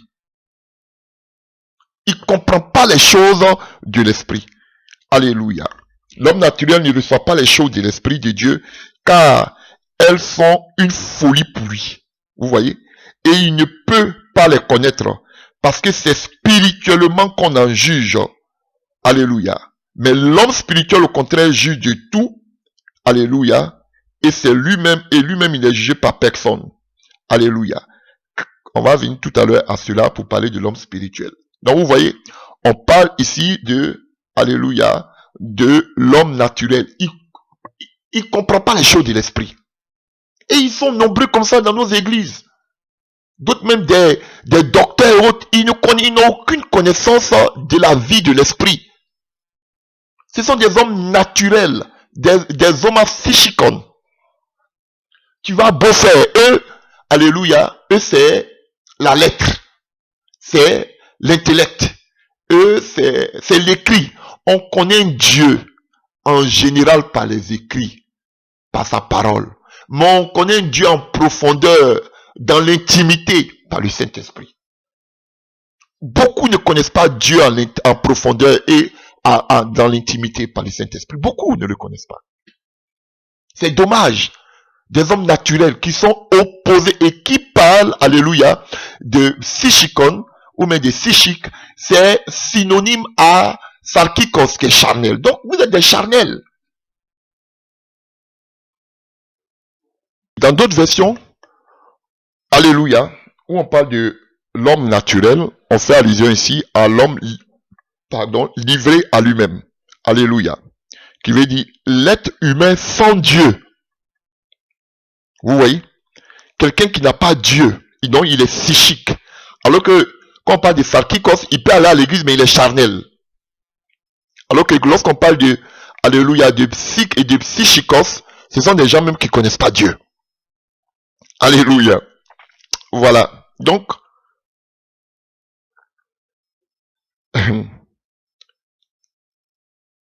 alléluia. Ils sont, alléluia, c'est-à-dire humains sans Dieu, dont l'intelligence n'a pas été éclairée par l'esprit.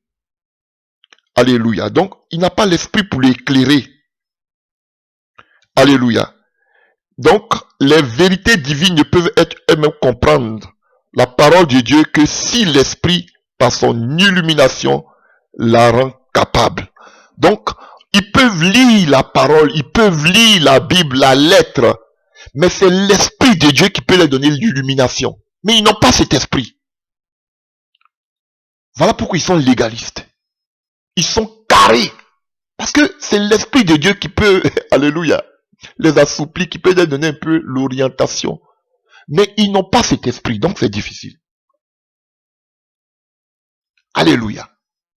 Chers frères et sœurs. Donc, il y a un autre passage encore que nous allons prendre. Donc, quand on parle d'un homme psychique, alléluia, on fait plus allusion à quelqu'un qui ne comprend pas les choses de l'esprit. Alléluia. On a encore deux autres passages. Quand on prenait Jude 19, Jude avant l'Apocalypse, Jude 19, alléluia, on peut partir à partir du verset 17. Bien-aimés, mais vous, bien-aimés, souvenez-vous des choses annoncées d'avance par les apôtres de notre Seigneur Jésus-Christ. Alléluia. Il vous disait qu'au dernier temps, il aura des moqueurs marchant selon les convoitises impies. Ce sont eux qui provoquent des divisions.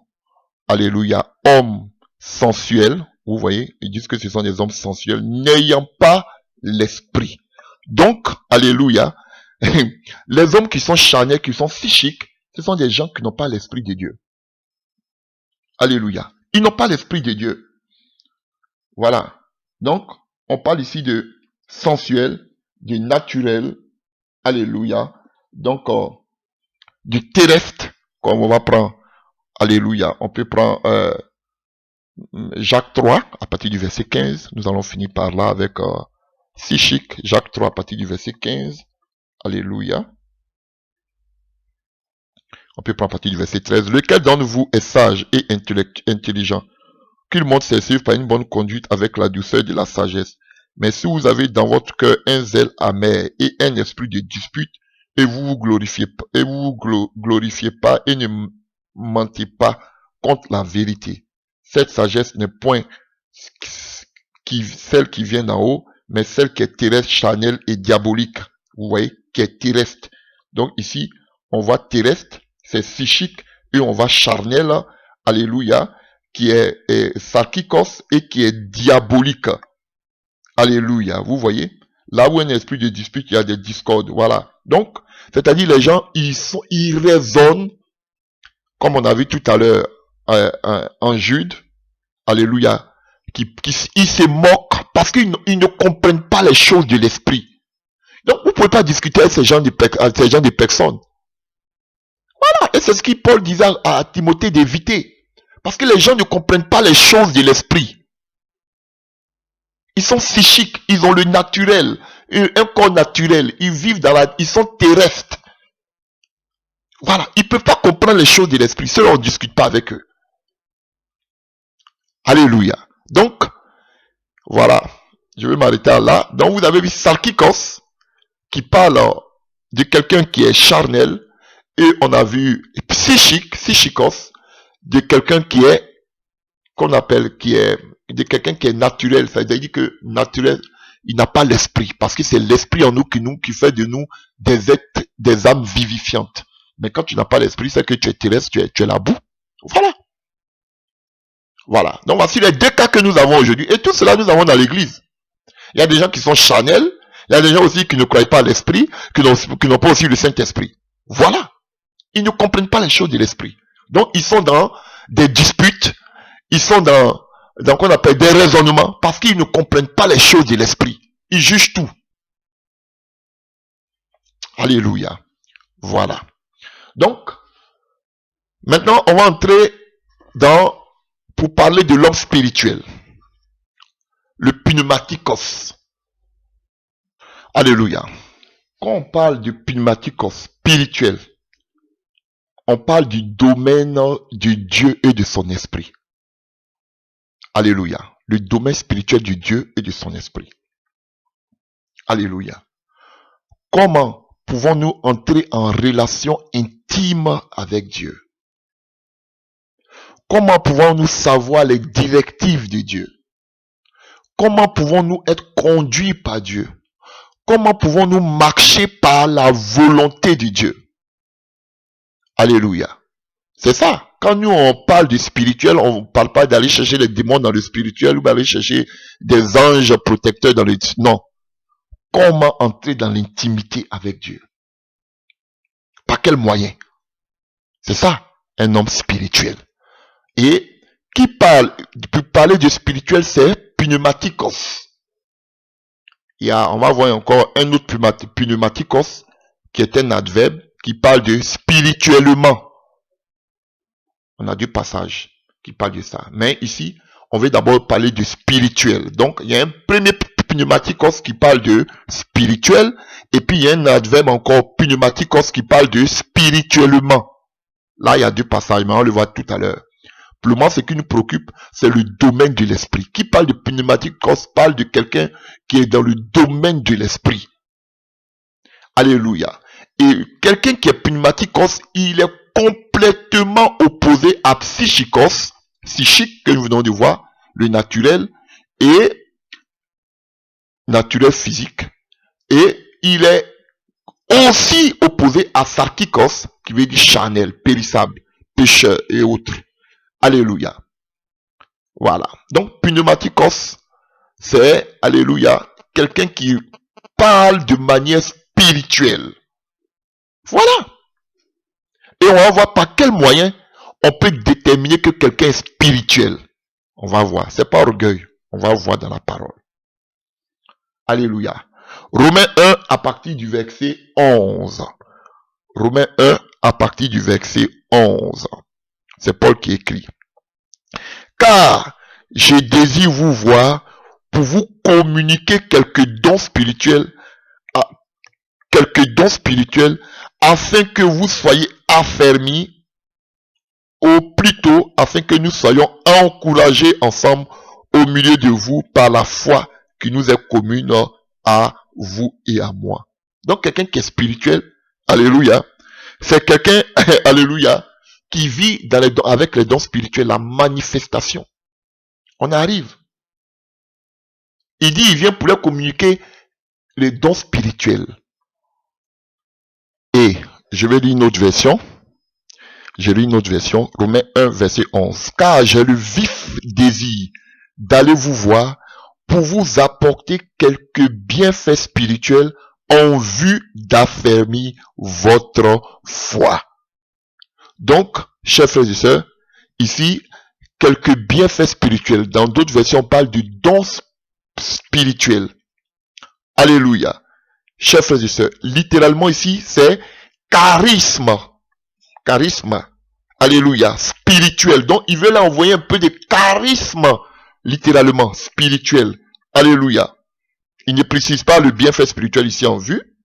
Alléluia. Mais tout ce que nous savons, alléluia, il est clair que, en tout cas, ces bienfaits visent à affermir les Romains.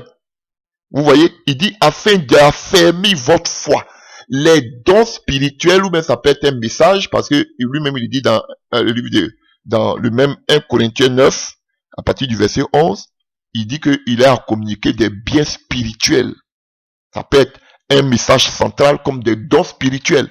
Et tout cela participe à affermir la foi. C'est pas blablabla. Toutes sortes de prédications on écoute. Mais ce qui affermit notre foi là, on veut voir Dieu au milieu de nous. Savoir que Dieu est là. Alléluia. Et dans ce même, donc, on peut savoir que Dieu est au milieu de nous par quoi? Par les dons spirituels. Voici une église spirituelle. Par les dons spirituels, on peut savoir que Dieu est au milieu de nous. Que Dieu continue de parler. Même en Apocalypse, il a parlé. Il a parlé à Jean. Il continue de parler jusqu'à aujourd'hui à l'église. Mais pourquoi on n'entend plus Dieu parler? Vous voyez des mots partout. Et qu'on appelle esprit de python. Alléluia. Mais on a vu la femme qui était animée d'un esprit de python qui suivait Paul. Mais Paul a su que c'était un esprit mauvais, il a chassé les deux. C'est parce que vous-même qui êtes devant là, vous avez une carence spirituelle. Donc, quand Paul même dit, n'empêchez pas de prophétiser, laissez-les prophétiser. Alléluia. Et puis vous allez analyser si la prophétie vient de Dieu ou pas. Mais vous-même, vous ne laissez même pas prophétiser. Vous coupez en même temps la base, c'est le diable. C'est le désordre. Ah, frère. Vous avez un problème. Alléluia. Vous avez un problème. Et donc ici, c'est pneumatikos. Alléluia. Et nous continuons en même temps. Comme on parle de ça, on va parler. Alléluia. Prenons 1 Corinthiens, parce qu'on est déjà dans ce domaine-là. Prenons 1 Corinthiens 12, verset 1. Vous connaissez tous. Parce qu'on dit pour l'édification du corps de Christ. 1 Corinthiens 12, à partir du verset 1, que vous connaissez. Pour ce qui concerne les dons spirituels. Alléluia. Je ne veux pas que frères vous soyez dans l'ignorance. Alléluia. Parmi vous, pour que vous vous laissez entraîner vers des idoles muettes. Vous voyez? Dans vos églises, mais sont devenues comme des idoles muettes. Dieu ne parle pas. Selon que vous étiez conduits. C'est pourquoi je vous déclare que nul s'il parle de l'Esprit de Dieu ne dit que Jésus est maudit, anathème. Et que nul ne peut dire Jésus est Seigneur si ce n'est pas le Saint-Esprit. Il y a diversité de dons, mais le même esprit. On parle, ou même on parle des manifestations. Alléluia. Attendez, je vais prendre une autre version. Alléluia. Il y a quelque chose qui, c'est pas de citer les choses, les dons qui me préoccupent, mais il y a quelque chose que je cherche. Alléluia. Il y a toutes sortes de dons, mais c'est le même esprit. Il y a toutes sortes de services, mais c'est le même Seigneur. Il y a toutes sortes d'activités, mais c'est le même Dieu. Et c'est lui qui met tout cela en action chez vous. Alléluia. À chacun l'esprit se manifeste d'une façon particulière en vue du bien commun. Voilà ce que je cherchais. Alléluia. Ou bien, d'autres versions, alléluia, or à chacun, la manifestation de l'esprit est donnée pour l'utilité commune. Donc, on a besoin des dons dans l'église. Et ici, il dit, en ce qui concerne les dons spirituels, c'est pneumatikos. Donc, quelqu'un qui est spirituel, vous n'avez pas besoin de faire voyage astral. On n'a pas besoin de faire voyage astral. Quelqu'un qui est spirituel, il rentre en contact avec Dieu par des dons spirituels. Voilà, quelqu'un qui est spirituel. Vous avez vu, spirituel, c'est pneumatikos. Alléluia. Et tout à l'heure, on a vu charisme, pour vous communiquer un peu des dons. Donc, les dons de charisme. Donc, quelqu'un qui est spirituel, pneumatikos, quelqu'un qui est pneumatikos, c'est quelqu'un qui travaille avec les dons, la manifestation de l'esprit, les dons spirituels. C'est par ça que Dieu peut se révéler à toi. Voilà. C'est pas voyage astral. C'est pas sorti du corps. Alléluia. Juste à côté, on va voir encore. 1 Corinthiens 14, verset 1. Alléluia. Recherchez la charité.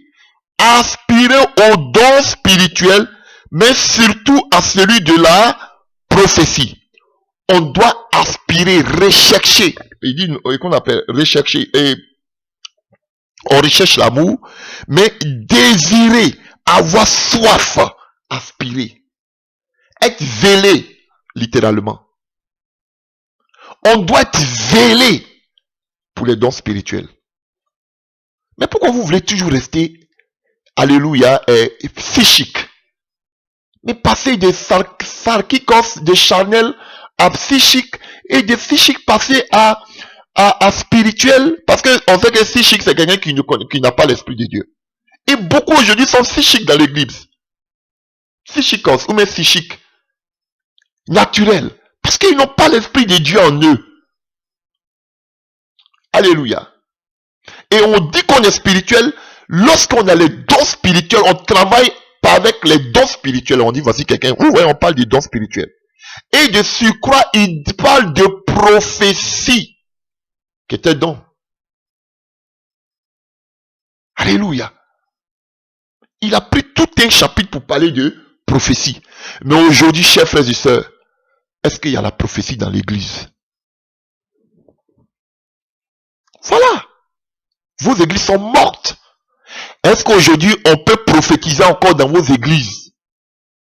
Vous voyez en même temps, faites la terre, c'est la chair. Faites la terre, c'est le diable qui parle en elle. Faites la terre. Vous n'avez même pas analysé la prophétie. Examinez la prophétie. Alléluia. Dieu ne parle plus. Pour vous là, vous êtes des idoles. Vos églises sont des idoles muettes. On a un Dieu qui parle. Alléluia. Il a parlé à Paul sur la route de Damas. Alléluia. Il a ressuscité, il a parlé qu'on appelle aux gens de Maïs là. Il a parlé.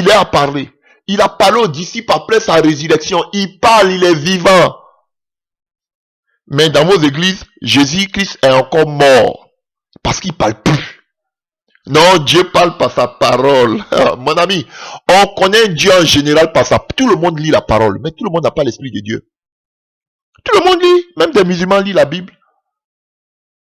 Tout le monde n'a pas l'esprit. La différence, c'est l'esprit de Dieu.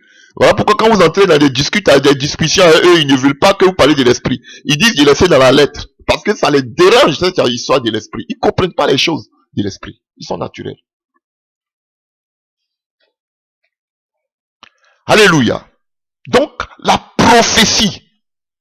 Il le dit lui-même ici. Parce que la prophétie, lui, vous avez vu que le don, c'est pour l'utilité commune. Alors que la prophétie, vous connaissez les bienfaits de la prophétie, quand elle vient dans l'église.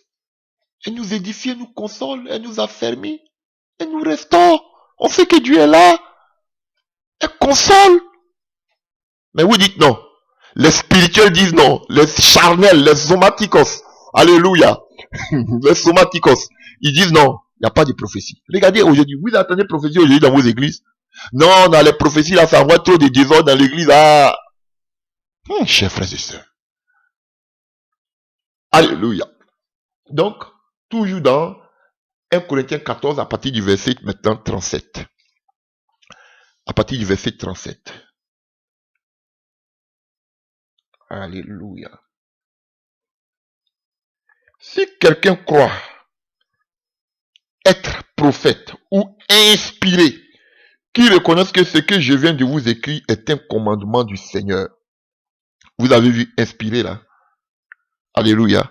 C'est pneumatikos. Donc quelqu'un qui est inspiré de Dieu, c'est quelqu'un qui est spirituel. Oui, parce que les dons, ça vient de l'inspiration de Dieu. Donc quelqu'un qui est inspiré de Dieu, c'est quelqu'un qui est pneumatikos, qui est spirituel. Et pour mieux comprendre, prenons une autre version. 1 Corinthiens 14, verset 37, dont j'ai dit, si quelqu'un estime être un prophète ou pense bénéficier d'une manifestation spirituelle, il doit reconnaître dans ce que je vous écris un ordre du Seigneur. Pourquoi? Ils étaient en train de mettre sur place, ils parlent de l'autorité apostolique, leur autorité. Voilà. Que ce qu'ils disent, ça vient du Seigneur. Tout ce qu'il a cité, il a parlé d'ici là. En 1 Corinthiens 14, là, de la prophétie là. Voilà. Il dit ça vient du Seigneur. Alléluia. Et puis il parle d'une vous voyez ici, inspiré là, il parle de manifestation spirituelle, c'est pneumatikos. Donc quelqu'un qui pense qu'il a des dons, il doit reconnaître que tout ce qu'il a dit là, ça vient de Dieu. Donc, quelqu'un qui est pneumatikos, il a des manifestations spirituelles, des dons spirituels. Il est inspiré de Dieu. C'est pas un voyage astral, sorti de son corps. Vous n'êtes pas appelé de Dieu, vous êtes de faux pasteurs, de faux prophètes. On ne sort pas de son corps ici. On travaille avec Dieu par des dons spirituels. Quelqu'un qui est spirituel. C'est là, vous-même vous pouvez lire. Je ne vais pas tous les citer. Alléluia. Alléluia. 1 Corinthiens 2, on peut lire à partir du verset 12. Or, nous n'avons pas reçu l'esprit du monde, mais l'esprit qui vient de Dieu, afin que nous connaissions les choses que Dieu a données par sa grâce. Et nous en parlons avec des discours qu'enseignent. Donc, c'est-à-dire que nous connaissons les choses de Dieu par sa grâce. Celui qui a l'esprit de Dieu. Les dons nous permettent de connaître la volonté de Dieu. Nous permettent d'être dirigés. Les dons nous permettent d'être dirigés, conduits par Dieu. Et nous en parlons non avec des discours qui enseignent qui enseignent la sagesse humaine, mais avec ceux qui enseignent le Saint-Esprit, employant un langage spirituel pour les choses spirituelles. Mais l'homme naturel ne reçoit pas les choses de l'Esprit de Dieu, car elles sont une folie pour lui. Voilà. Donc l'homme naturel lui-même, tout est folie parce que il comprend pas les choses de l'Esprit. Alléluia. Donc, chers frères et sœurs, quand nous prenons, alléluia, le passage que nous venons de prendre en 1 Corinthiens 2, verset 11. Donc, c'est lui, alléluia, comment on peut connaître ce qui est en Dieu, en Christ? C'est seulement par le Saint-Esprit. Comment on peut connaître la profondeur de Dieu? C'est par le Saint-Esprit. Et quand vous prenez 1 Corinthiens 2, verset 13, les réalités spirituelles là, c'est par le Saint-Esprit. Alléluia. Et quand nous continuons en 1 Corinthiens 2, verset 16, on nous dit que le Saint-Esprit nous permet de connaître la pensée du Christ. N'est-ce pas? Alléluia. Alléluia, chers frères et sœurs. Donc, il nous permet de connaître la pensée de Christ. Et dans le même verset 13, nous sommes enseignés par le Saint-Esprit. Il y a l'enseignement, alléluia, que nous avons de la parole, mais le Saint-Esprit nous enseigne encore d'autres réalités. Il nous donne d'autres révélations de la parole. Alléluia. Il nous donne la révélation de la parole. C'est important. Alléluia. Alléluia. Et quand nous prenons 1 Corinthiens 3, verset 1, alléluia, 1 Corinthiens 3, verset 1, quelqu'un qui est spirituel, c'est quelqu'un qui est conduit par le Saint-Esprit. Ah oui, il est conduit par le Saint-Esprit. En 1 Corinthiens 3, à partir du verset 1. Voilà. Donc, je fais tout ça parce que vous-même, vous pouvez lire 1 Corinthiens 3, verset 1. Donc, pour que vous puissiez mieux comprendre, si vous voulez, on peut lire 1 Corinthiens 9. Prenons à partir du verset 9. Alléluia. Mais comme il est écrit, ce sont les choses que l'œil n'a point vues et que l'oreille n'a point entendues. C'est ce que nous sommes et ce qui est point monté au cœur de l'homme. Les choses que Dieu a préparées pour ceux qui l'aiment. Dieu ne nous les a révélées par l'esprit. Donc, quand tu es dans l'esprit, quand tu marches, quand tu es pneumatikos, Dieu te révèle tout chaud par son esprit, car l'esprit sonde tout, même la profondeur de Dieu. Vous voyez, on connaît Dieu dans sa profondeur par l'esprit. Alléluia. Lequel des hommes en effet connaît les choses de l'homme, si ce n'est l'esprit de l'homme qui est au-dedans de lui. Quand vous donnez une révélation à quelqu'un, vous ne le connaissez pas, mais c'est le Saint-Esprit qui le connaît, qui peut dire ce qu'il y a dans sa vie. De même, personne ne connaît les choses de Dieu, si ce n'est l'Esprit de Dieu. Or, nous n'avons pas reçu l'Esprit du monde, mais l'Esprit qui vient de Dieu, afin que nous connaissions les choses que Dieu a données par sa grâce. Et nous en parlons avec des discours qu'enseigne nous en parlons avec les discours qu'enseigne la sagesse humaine, mais avec ceux qu'enseigne le Saint-Esprit, employant un langage spirituel pour les choses spirituelles. Mais l'homme naturel ne reçoit pas les choses de l'Esprit de Dieu, car les connaître parce que c'est spirituellement qu'on en juge. L'homme spirituel, au contraire, juge de tout, et il est lui-même jugé par personne. Car qui a connu la pensée du Seigneur pour l'instruire? Or, nous avons la pensée du Christ. Donc, connaître les plans de Dieu, la volonté de Dieu, la pensée de Dieu, c'est par le Saint-Esprit, par les dons spirituels. Alléluia, chers frères et sœurs. 1 Corinthiens 10, à partir du verset 3. Alléluia. Prenons à partir du verset 1 Corinthiens 10, verset 1. Frères, je ne veux pas que vous ignorez que nos pères ont tous été sous la nuée, qu'ils ont tous passé à travers la mer. Alléluia, qu'ils ont tous été baptisés en Moïse dans la nuée et dans la mer. Vous voyez? Donc le peuple d'Israël a été baptisé dans la nuée et dans la mer. La mer, baptême d'eau. La nuée, baptême du Saint-Esprit. Voilà. Ils ont tous mangé le même breuvage, aliment spirituel. Alléluia. Ils ont tous bu, alléluia, un même breuvage spirituel. Alléluia. En fait, d'autres parlent de la Sainte Seine, le pain, alléluia, et le sang. Car ils buvaient à un rocher, alléluia, qui les suivait, et ce rocher était Christ. Alléluia. Mais la plupart d'entre eux ne fut point agréable à Dieu, puisqu'ils périt tout ça dans le désert. Or, ces choses sont arrivées afin que, alléluia, afin de nous servir d'exemple. Alléluia. Ne devenez point idolâtres comme quelques-uns d'eux. Alléluia. Car il est écrit, le peuple s'assit pour manger et pour boire, puis il se levait pour se divertir. Ne nous livrons point à l'impudicité comme quelques-uns d'eux s'y livraient de sorte qu'il tomba 23 000 en un seul jour. Ne tentons point le Christ comme le tentaient quelques-uns d'entre eux qui périt par des serpents. Alléluia. Donc, chers frères et sœurs, des hommes spirituels baptisés d'eau, c'est pas suffisant. On continue le baptême dans le Saint-Esprit. Le breuvage spirituel, le pain qui peut être aussi la parole, d'autres parlent du pain de la Sainte Seine, l'eau qui peut être source aussi, d'autres parlent du vin, d'autres parlent ici aussi de, alléluia, de l'effusion du Saint-Esprit, alléluia, et Christ notre rocher sur lequel nous avons bâti notre vie. Quand tu es spirituel, tu bâtis ta vie sur Christ, alléluia, et quels que soient les vents et marées, quelles que soient les tempêtes, tu es enraciné à Christ, alléluia. Et quelqu'un qui est spirituel, voilà, vous voyez qu'on ne marche pas comme le peuple d'Israël dans l'idolâtrie. Alléluia, chers frères et sœurs. Et maintenant, quand nous voulons parler de spirituellement, pneumatikos, l'adverbe, on le voit on en a lu tout à l'heure, 1 Corinthiens 2, verset 14. Vous voyez ici, on dit, mais l'homme naturel ne reçoit pas les choses de l'esprit de Dieu, car elles sont une folie pour lui, il ne peut les connaître parce que c'est spirituellement qu'on en juge. Voilà. Donc, le monde de l'esprit est pour ceux qui ont l'Esprit de Dieu.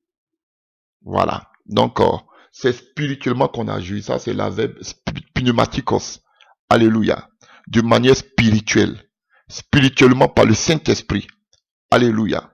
Donc, on a un deuxième passage aussi, vous allez comprendre. Donc, on a vu que quelqu'un qui est spirituel, c'est quelqu'un qui marche avec les dons spirituels. Surtout la prophétie aussi. Alléluia. Voilà. Donc, même les ministères. Mais, on va aller encore dans un autre passage. Alléluia. Apocalypse 11, à partir du verset 8. Apocalypse 11, à partir du verset 8. Prenons à partir du verset 7. Quand ils auront achevé les témoignages, la bête qui monte de l'abîme leur fera la guerre, les vaincra et les tuera. Et leurs cadavres seront sur la place de la grande ville qui est appelée dans un sens spirituel Sodome et Égypte, là même où le Seigneur a été crucifié. Alléluia. Donc, ici, on parle de l'histoire des deux témoins, alléluia, qui seront tués, alléluia, à Jérusalem, exposés là, les corps. Et on nous dit que dans un sens spirituel, on appelle celui-là Sodome et l'Égypte. Alléluia. Donc, ici, dans le sens spirituel, ici, dont on parle, alléluia, on parle de pneumatikos, d'un domaine de l'esprit, spirituellement, alléluia, d'un sens spirituel. Mais on fait plus allusion à la vision. Ah oui, c'est une vision. Ici. On parle ici de vision. Donc, quelqu'un qui est spirituel, alléluia, qui peut connaître, comme on a vu, être conduit par le Saint-Esprit, connaître les pensées de Dieu, connaître la volonté de Dieu. Alléluia. Tout ce qu'on a cité, être dirigé par le Saint-Esprit, connaître ce qui est en Dieu. Alléluia. Scruter, examiner les pensées de Dieu, la volonté de Dieu. Alléluia. Découvrir ce qui est caché en Dieu. Se laisser enseigner. Connaître les réalités spirituelles, chers frères et sœurs, c'est par le Saint-Esprit, par les dons spirituels. C'est pas par autre chose. C'est par les dons spirituels. C'est fini. Alléluia. L'homme spirituel, bibliquement, et dans l'évangile, il travaille avec les dons de l'esprit. Voilà, c'est tout. Et outre ça, c'est quelqu'un encore qui reçoit les révélations de Christ.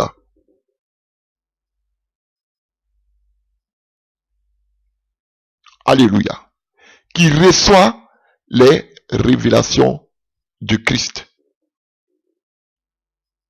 Alléluia. Comme, je ne sais pas si tout à l'heure on a lu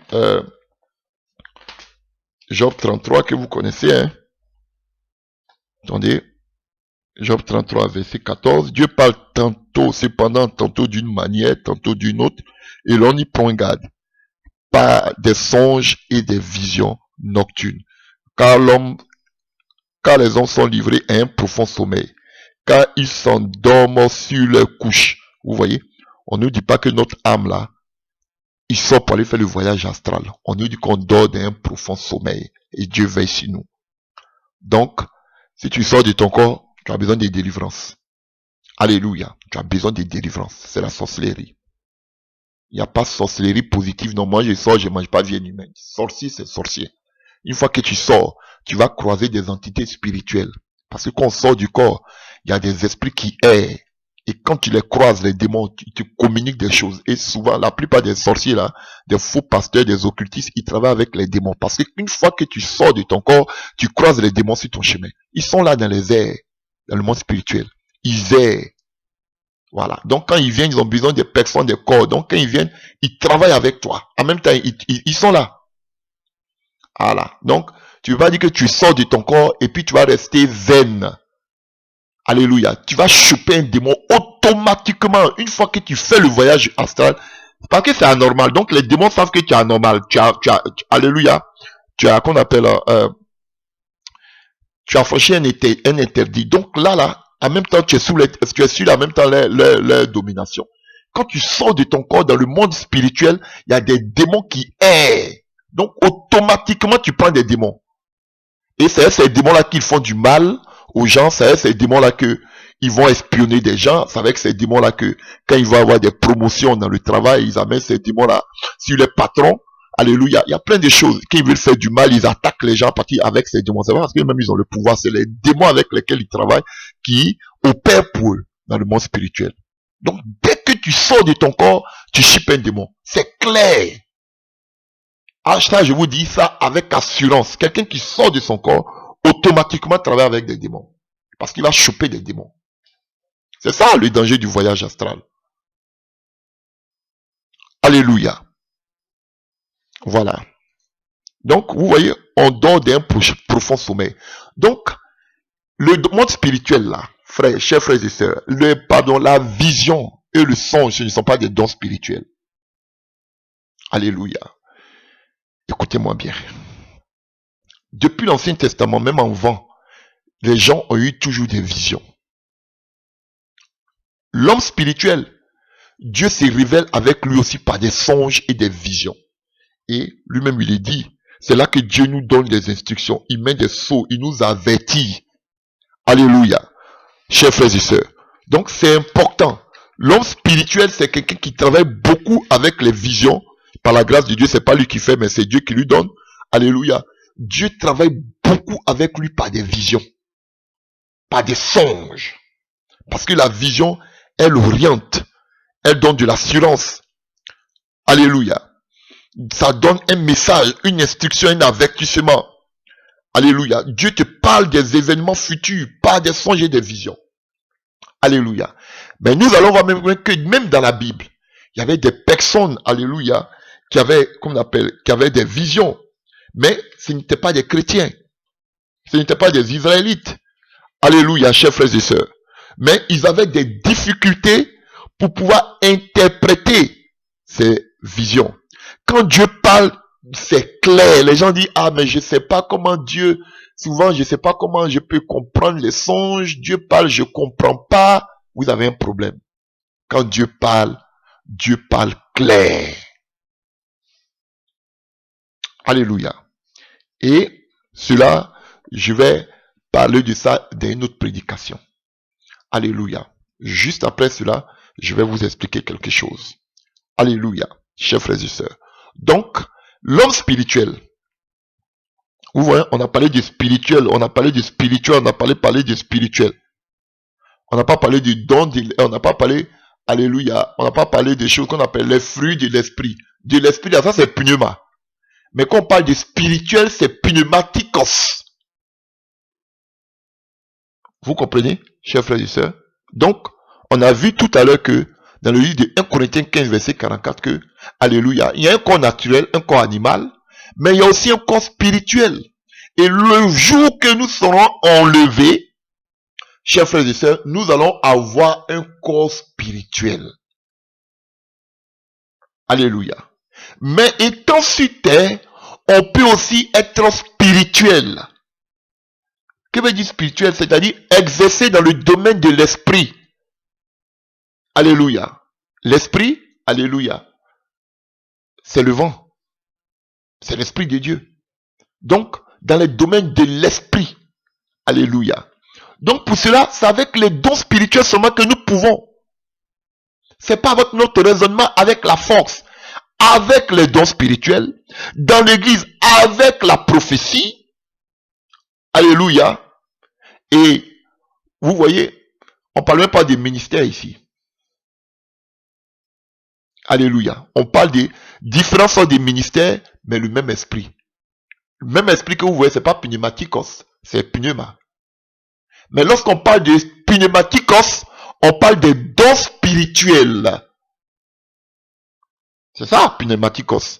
Donc, c'est pas le pneumatikos, c'est pas les dons spirituels qu'on peut accéder à ce monde spirituel en connexion avec Jésus-Christ, avec Dieu. Connaître Dieu dans sa profondeur et dans l'intimité. Par les dons spirituels et aussi par les songes et les visions. Voilà.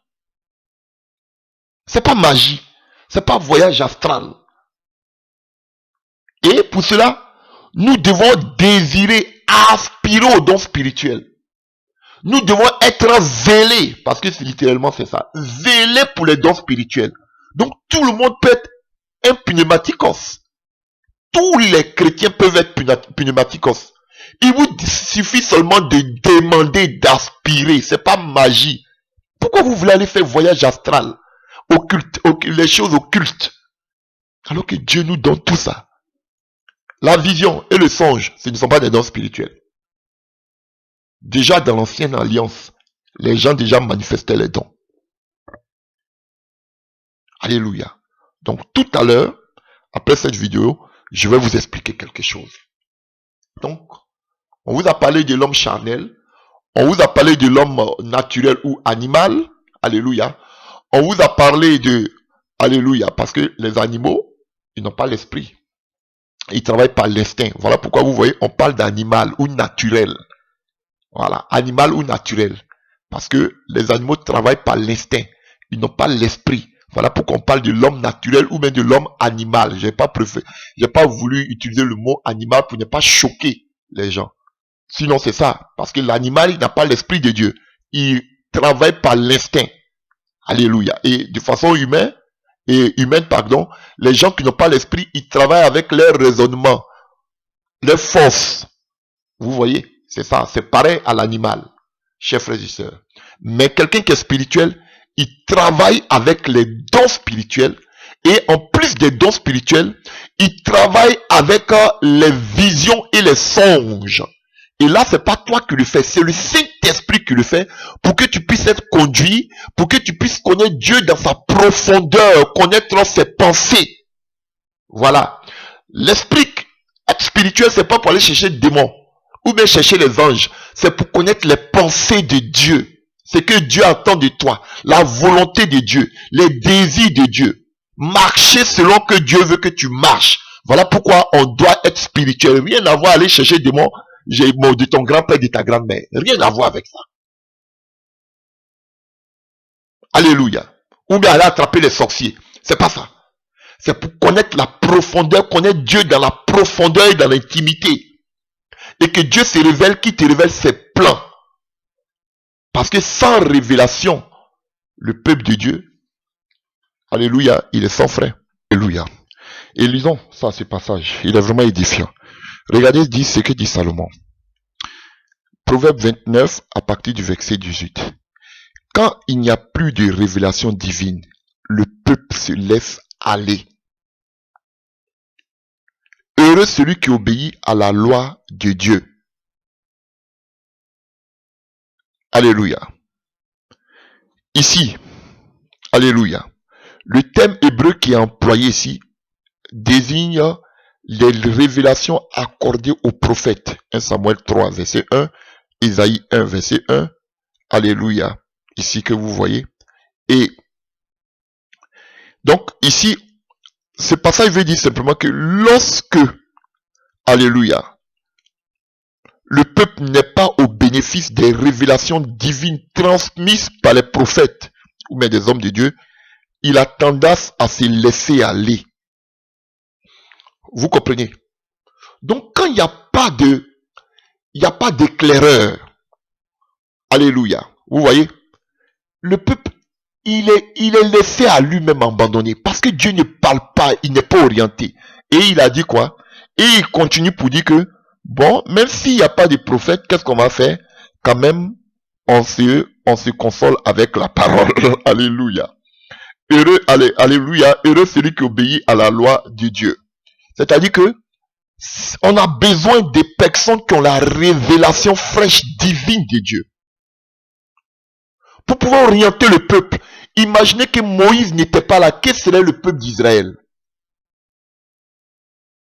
Attendez. Moïse avait les tables de Dieu, écrites de la main de Dieu. Bon, alléluia, en parenthèse. Alléluia. Il y avait la loi qui était là. Mais on avait besoin de Moïse pour conduire le peuple. Pour montrer le chemin. C'est ça la voie de l'esprit. Alléluia. Et c'est Moïse, il était un prophète. Vous voyez? Et on voyait ce que Dieu faisait. Pas forcément un prophète, Mais tous peuvent avoir des révélations divines.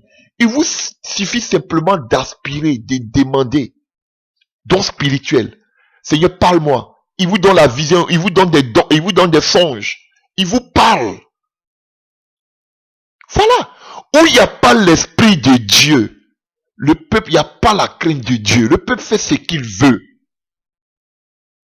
Alléluia. Il y avait la parole de Dieu, mais ça n'a pas empêché le peuple d'Israël de pécher dans le désert. Alléluia. Mais c'est par ces prophètes-là, Moïse-là, que Dieu les a frappés. Donc, il y avait la loi de Dieu dans le désert, mais Moïse était là quand même. Moïse, on pourrait dire, bon, Dieu a donné la table, Moïse, faut quitter là maintenant. Chaque jour, on va lire la loi. Chaque jour, on va lire ce qu'on appelle les paroles, le décapole. Alléluia, tout ce qu'il a donné. Et puis, on lit, et puis voilà, on n'a plus besoin de quelqu'un. Mais ils avaient besoin de Moïse. Parce qu'ils recevaient les paroles fraîches, directes de Dieu. Chaque jour, Dieu parlait avec Moïse. La parole était écrite, elle était là. Mais chaque jour, Dieu donnait une révélation fraîche à Moïse. Et il pouvait le transmettre au peuple pour diriger le peuple. Dans le désert jusqu'à ce qu'ils arrivent à la porte de Canaan. Alléluia. Même ce qui devait se passer dans la terre promise, Moïse en a parlé. Mais la loi écrite ne m'a fait pas parler de ça. Alléluia. Mais c'est par le prophète que Dieu a parlé de tout ce qui devait arriver. Et maintenant, il devait aller à la conquête maintenant de la terre promise. Tout était déjà fait. Toutes les instructions étaient déjà données par Moïse. La voix du prophète. C'est un vrai homme de Dieu. Et aujourd'hui, s'il n'y a pas l'esprit de Dieu dans l'église, et comment on peut savoir, on parle des manifestations de l'esprit. Comment on peut savoir que l'esprit de Dieu est au milieu de nous? C'est par des dons spirituels, par les visions, par les songes. Mais est-ce qu'aujourd'hui, dans vos églises, il y a des manifestations spirituelles? Ce sont des occultistes, ces pasteurs-là. Et au lieu de vous encourager à aspirer, à désirer les dons spirituels, des songes et des visions, pour que Dieu puisse avoir grâce de vous donner ces dons-là, non, il vous enseigne plutôt la sortie astrale. Il vous enseigne plutôt qu'on appelle la prospérité, il vous enseigne plutôt le pouvoir de la pensée. Vous voyez? Ce sont des agents du diable. Au lieu de vous enseigner, de vous dire d'aspirer aux dons spirituels, de dire au Seigneur de vous parler par des sons et des visions, non, ils ne le font pas, hein, mais ils vous enseignent plutôt le voyage astral. Ce sont des occultistes.